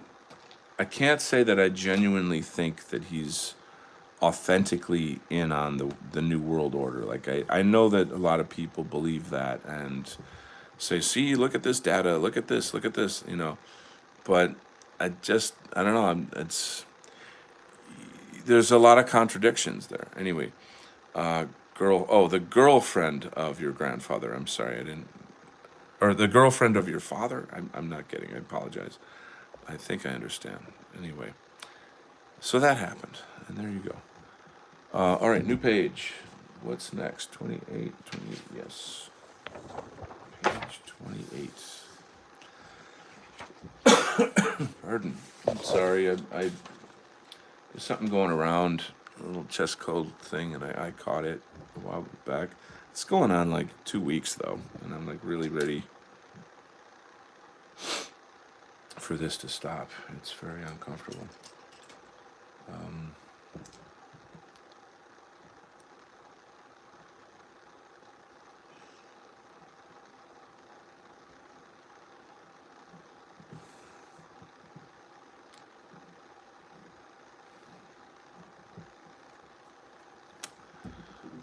right. Let's see what's next here. So, Prissy, what's going on in your world? What are you up to? And I would like to know, what influencers do you follow online? I'm always trying to ask people because I find it interesting to learn like the different channels people follow. Um, I get a sense of like the spectrum. Like I'm not a Groyper per se, but like I've been watching a lot of Nick Fuentes. I think what he's like a really important political fulcrum right now. Um,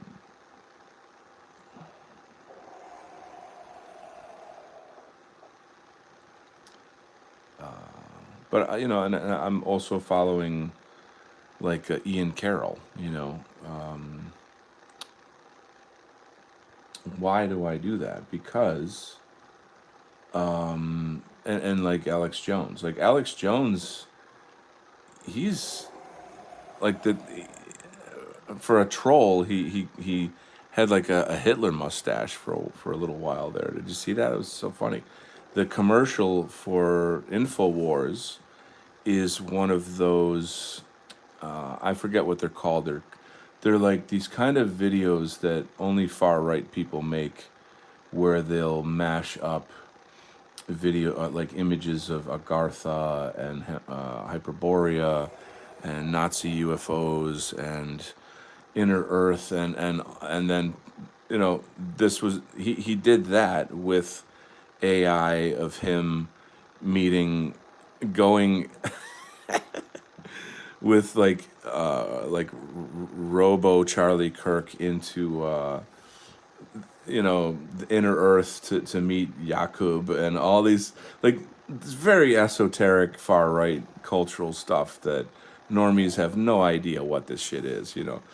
And to see Alex Jones doing that, like making a culture of that inside his sphere, is like a gigantic shift in the Overton window.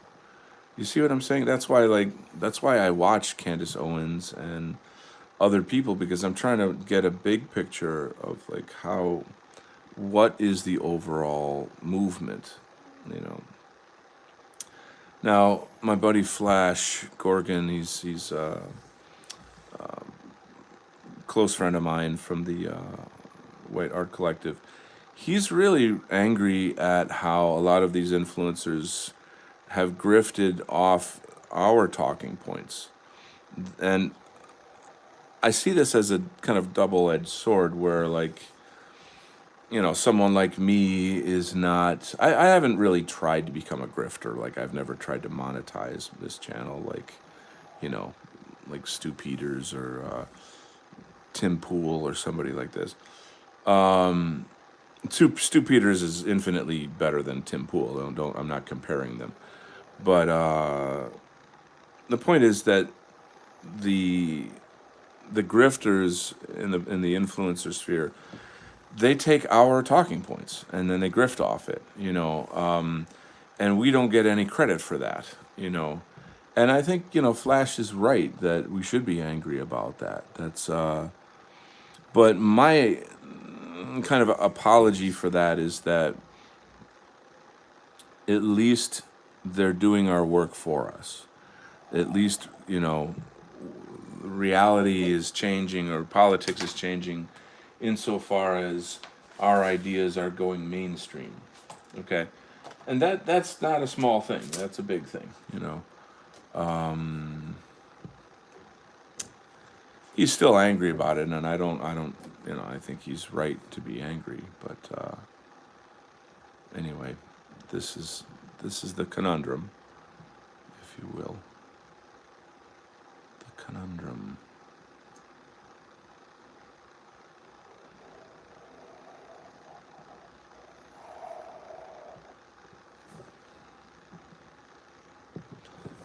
All right, so whenever I start a page, I always start off with,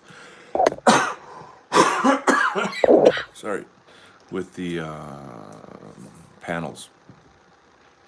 I like it because it gives me borders, it gives me structure, and then I can work within it. Plus, I don't want to make my lines go off and out of the panels here. Looks like we got some more comments. Let's take a look. Oh boy, we got some comments here.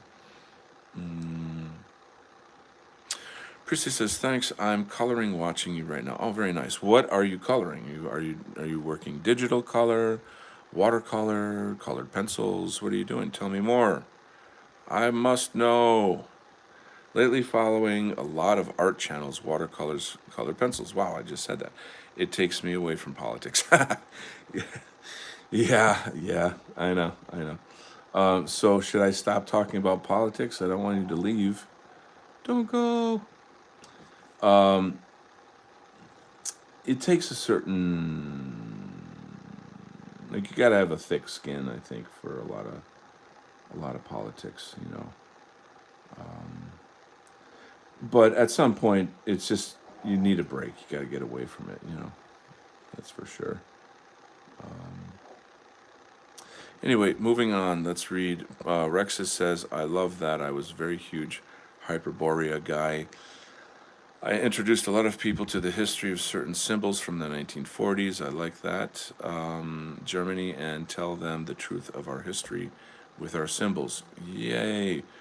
Prissy says, "No, it's okay." Oh, okay, good.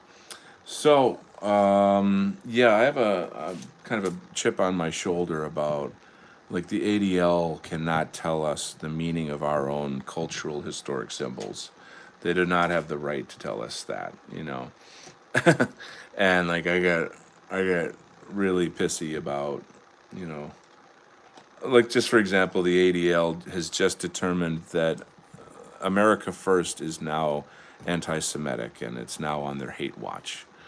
It's like, I mean, like I say, they just keep shooting themselves in the foot over and over and over. Like, what do you think? What do you think the effect is going to be by doing that? You know, you're radicalizing normies. You know, you're making normies say, you know what, fuck it. Then call me anti-Semitic. If being America First is anti-Semitic, then fuck it. You know, it's kind of like racism. It's like, you know what, if standing up for my own people and demographic interests makes me racist, then so be it. Call me whatever you want, you know. Because in the end of the day, it's just a word. It's just silencing your free speech. It's just anti-white, you know. You know.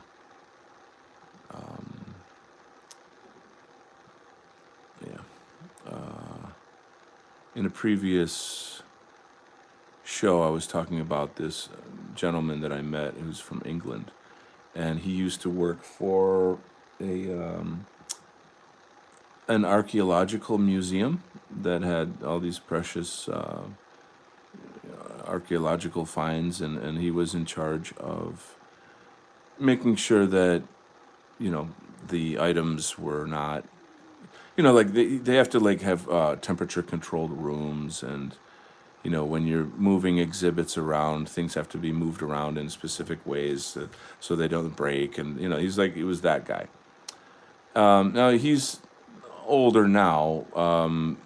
He's, I guess, retired, but he was saying, like, you know, all these new young college grads were coming into the field, and they were telling me that I'm racist.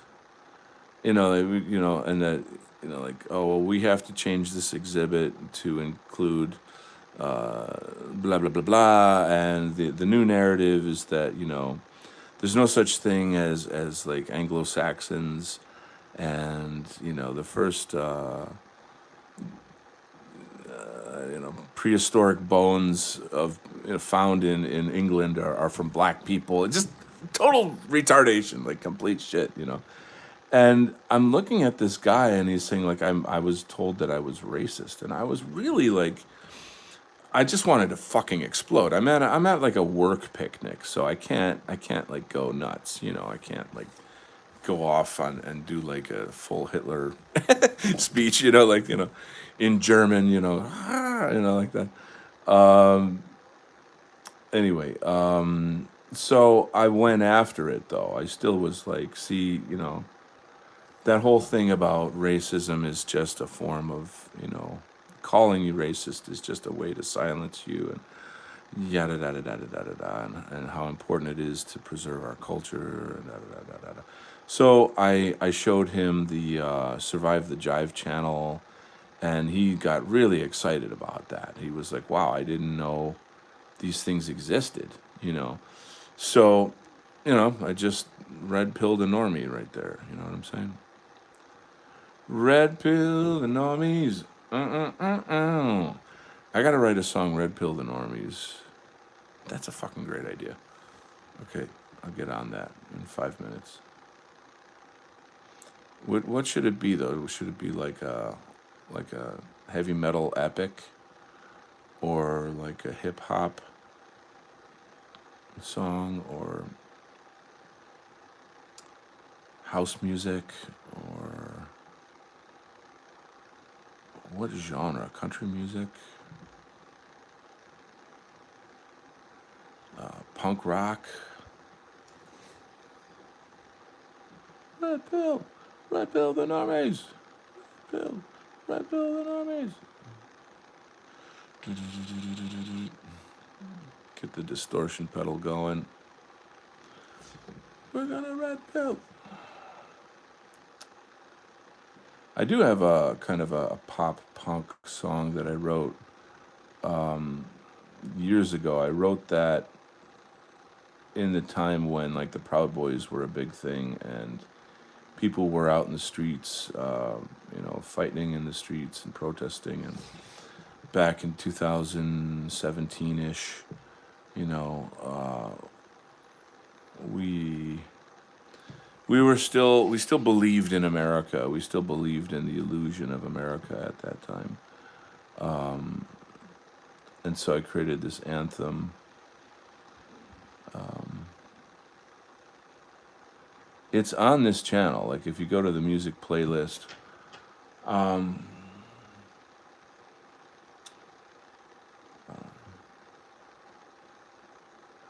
trying to think of the lyrics off the top of my head here. The song's called Thought Police. Thought Police. So that was a kind of a popular term at the time. I love that pen. Oh, thanks. Yeah, this thing's so sweet. It's a Japanese make. It's a brush pen. Now, there's other types of brush pens which have larger brush ends, but it's just so versatile. It's so juicy. Like I can just like get really sweet ass lines out of it. It's very bouncy. It's just marvelous. I've really mastered the use of this. So like if I can bend the tip. You know what I'm saying? Anyway, let's see. No real comments in here. I guess you guys are just totally mesmerized by my artwork.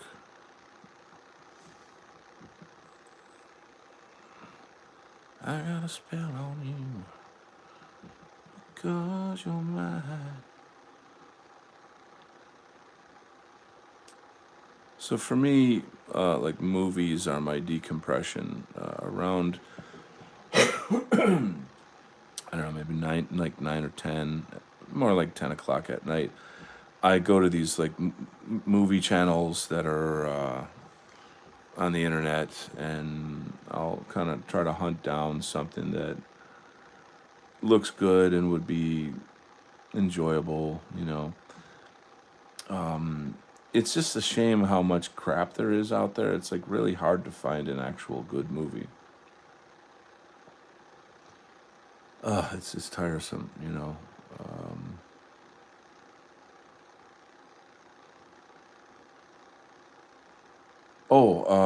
Speaking of good movies, and I actually brought this up earlier on the show today, but it's kind of like a Netflix series. I don't know that it's on Netflix, but it's the life of Benito Mussolini. Yes, I'm talking about fascism again, folks. Italian third position, okay? And I saw a clip from it, which really was so fucking cool. It was like, oh my god, this is amazing. And and automatically you're thinking like, well, they're gonna, this is they're gonna make him look like a monster, and this is propaganda, blah blah blah blah blah. So like I wasn't expecting anything. However, when I saw the clip, in the clip, he's like something like, if you follow me, if you listen to me and you learn about me, you'll come to love me. Well, you might hate me, but you'll come to love me. And if you come to love me, then you too will become fascist. And I was like, well, what? Like, you can't say that. You're not allowed to say that. So anyway, a buddy of mine sent me the link to the show. There's like several episodes already. It's all in Italian, so you got to read the subtitles, which I hate doing, but you can't really get around it. It's better in Italian, I guess. I mean, there's something about the language and the whole. It's very authentic. Holy shit, it's incredible though. Like the aesthetics of the filmmaking, that's what I'm telling you. It's not just some dumb bullshit run of the mill, you know, normie. It like it's filmed by the same people that film car commercials. You know what I'm saying? Like that car commercial aesthetic that you see on all the TV and film. It's so like, oh, that again, like it's just not, it just sucks, it's just no art, there's no artistic value, there's no artistry to it. So this show has massive amounts of artistic value. It's extraordinary. It's filmed in this kind of like sepia tone that it's as if it was filmed in the time of Mussolini's life. So it's not black and white, but it has a very black and white kind of historic footage quality to it as an aesthetic.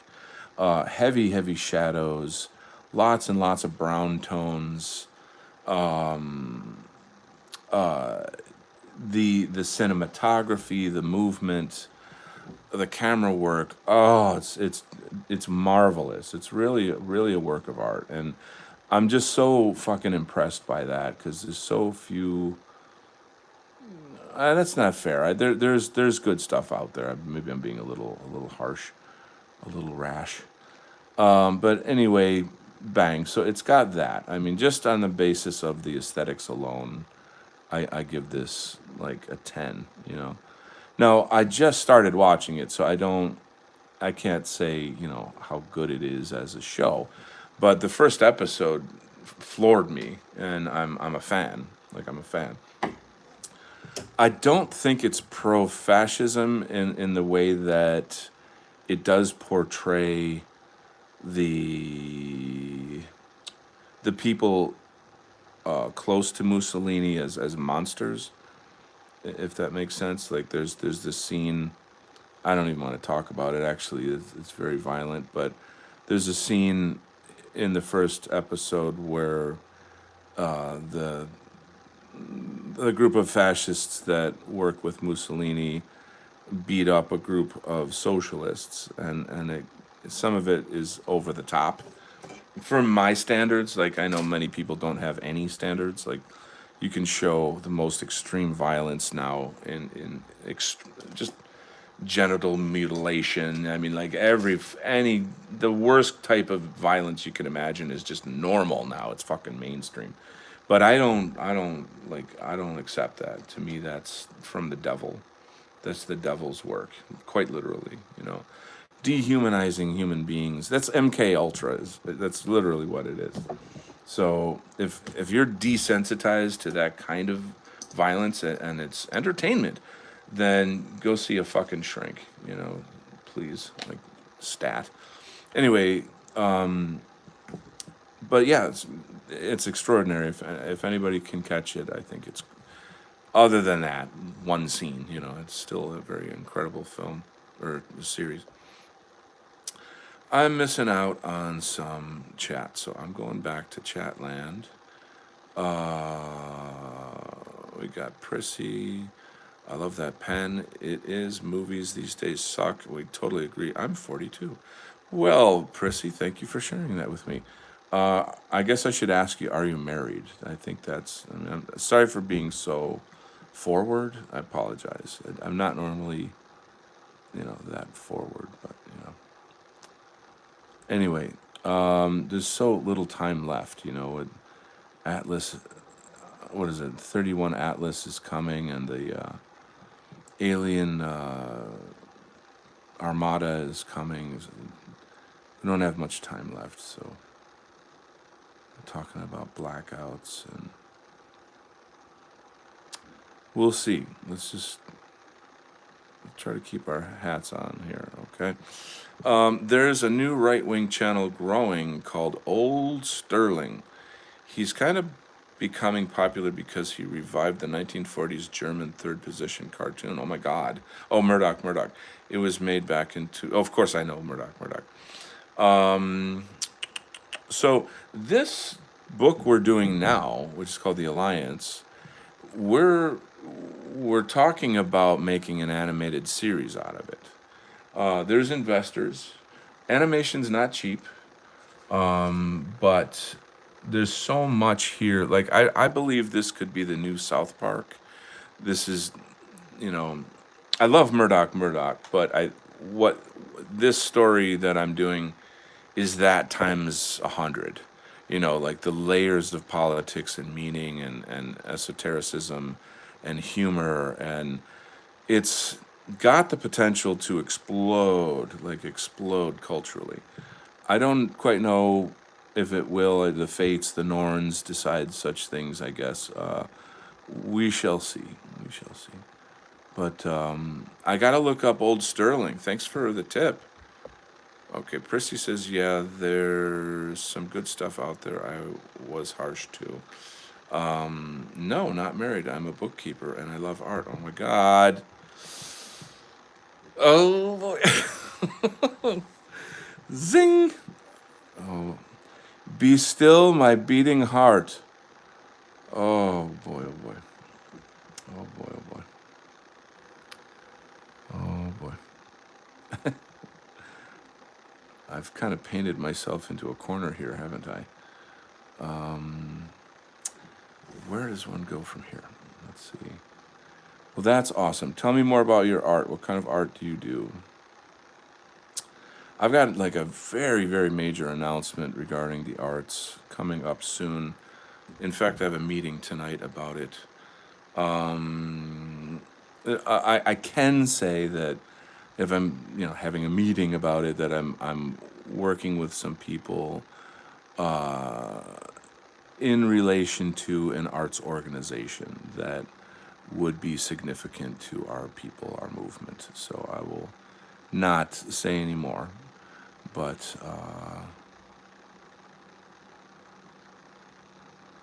just waiting for the right time to make that announcement. Excuse me. It's going to depend on how we formulate it.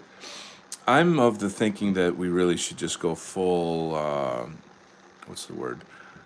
Like 501c, like to make a nonprofit, and then apply for government grants for the arts. To me, like, I don't know, it's so hard making it as an artist. It's so hard. And there's a lot of us out here, and we have community. We're on the same page, with our thoughts, ideas, this and that, whatever. But we're struggling to make it, financially. And this is our time. Like the world should know about us. This is, we're responding to the zeitgeist, and we need funding. You know what I'm saying?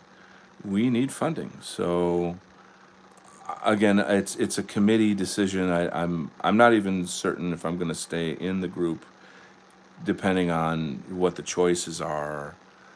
and how it goes, but at least I'm trying, at least I'm trying to do something that is helping our culture, our artists, and we'll see where it goes. We'll see how it goes. That's all you can do is try, I guess. Well, you could do black magic, I guess, like Kabbalah. Maybe I should become a Kabbalist. Switch over, convert to Judaism, and then use black magic to get what I want. I'll be like, oh, all this time I could have been using black magic. I could have been summoning the demons to do my bidding. What was I thinking? All that time wasted.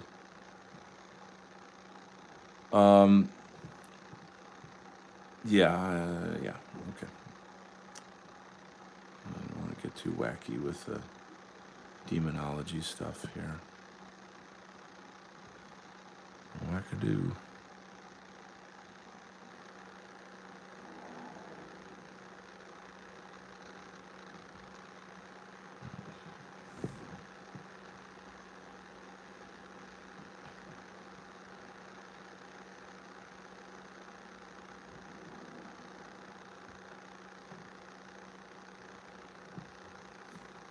All right, let's read some chat.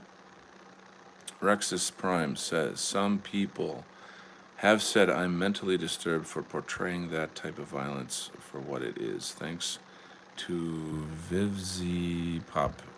They think grape, remove the G-O, is funny. I'll never ever think that's funny. Like, I don't know why. Again, to me, that's MK Ultra. I mean, how much of that is conspiracy? How much of it is true? I can't really say, but there's been a really terrible shift in culture where, like, film and TV have become increasingly violent to the extent where I don't know. It's just normal now. I'll give an example. So I really hate James Gunn, his series Peacemaker,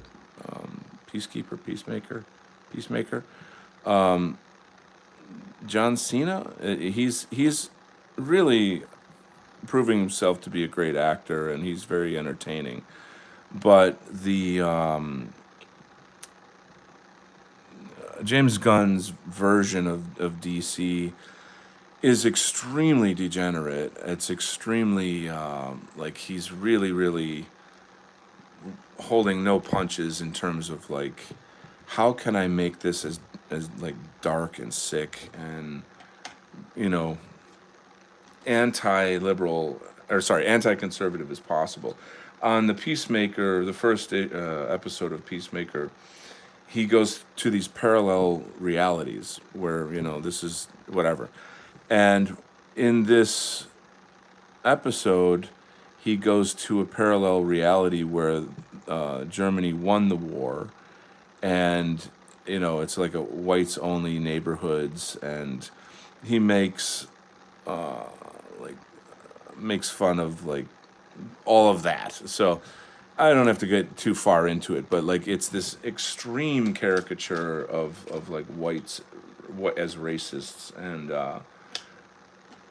it's just it's just all part of that whole anti-white mythology that they have to keep up, and just lots of gay shit, inappropriate things, extreme violence, that's supposed to be funny. Like, I don't get that. I don't get that. I feel like Quentin Tarantino really ushered in that whole violence, sick rape violence as entertainment with what's that movie he did? It was the big one. Fuck is it called? I never remember these things when I need to remember them. But anyway, like So like I'll always hate people like that. To me, they are the enemy of civilization. They are the enemy of art. They're the enemy of decency. It's pretty well known and established that Quentin Tarantino is a frequent flyer at the Epstein Island. There's a leaked photo of him where he's like sucking on the toes of like a 9-year-old Asian girl. It's not shit like that. You just can't redact. You just can't. And I mean, he's always been creepy. He's always been creepy. But like, it's these people that are made the heroes. Hollywood goes out of their way to make heroes out of these people. Like they're the leading edge. I always think about like, what about all of the other filmmakers, writers, and people in the arts that are probably geniuses that never will never get a chance to have their work in public because they don't toe the line. They don't have these extremist liberal viewpoints or values. You know what I'm saying? Quite a lot, and the White Art Collective is certainly one.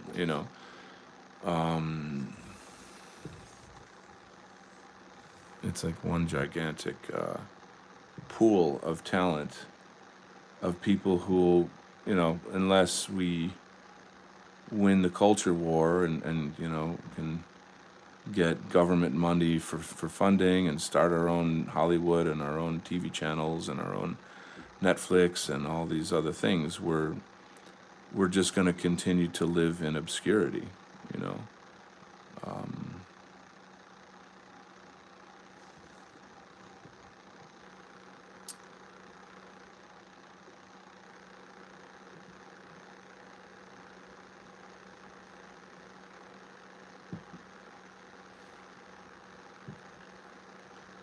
It's kind of a pretty black-pilled thing to say.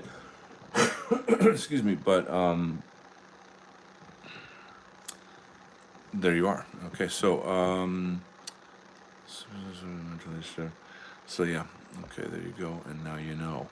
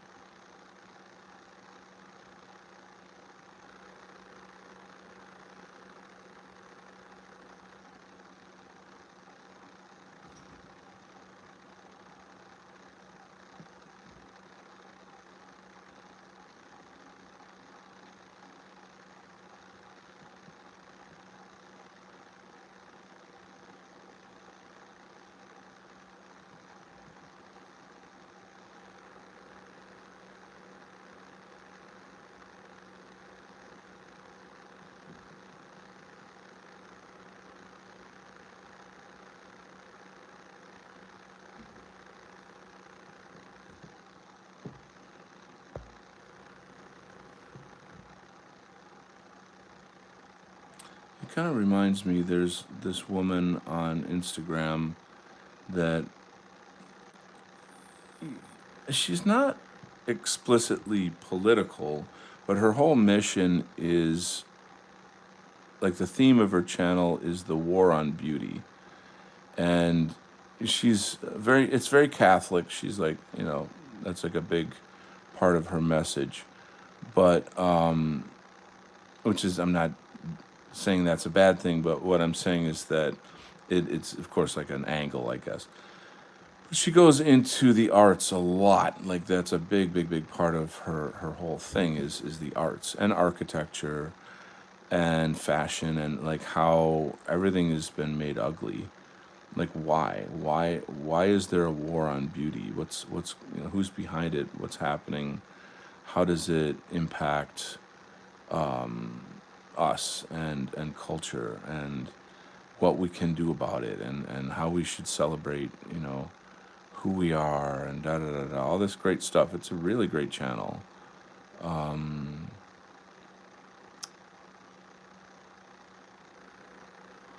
yeah, so when I start getting my channel back into the game, because I'm gonna have to do that.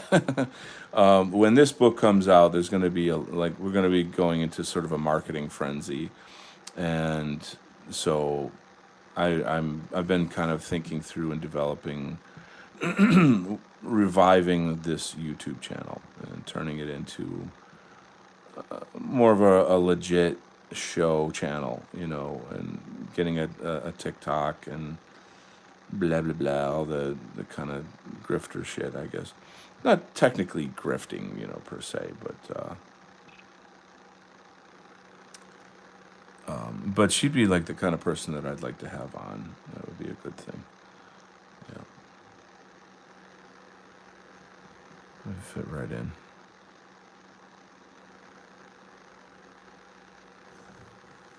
Oh boy.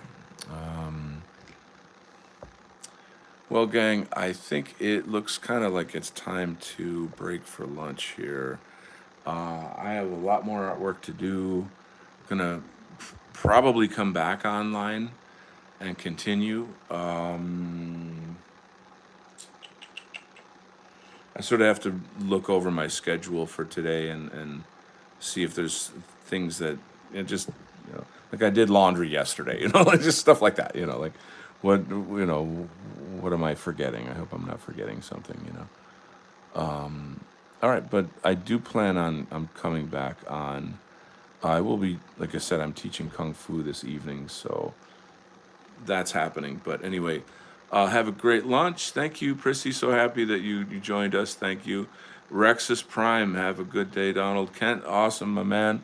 Thank you so much. I really enjoy both of your company and chatting with you, and I appreciate your supporting the channel, all that good stuff.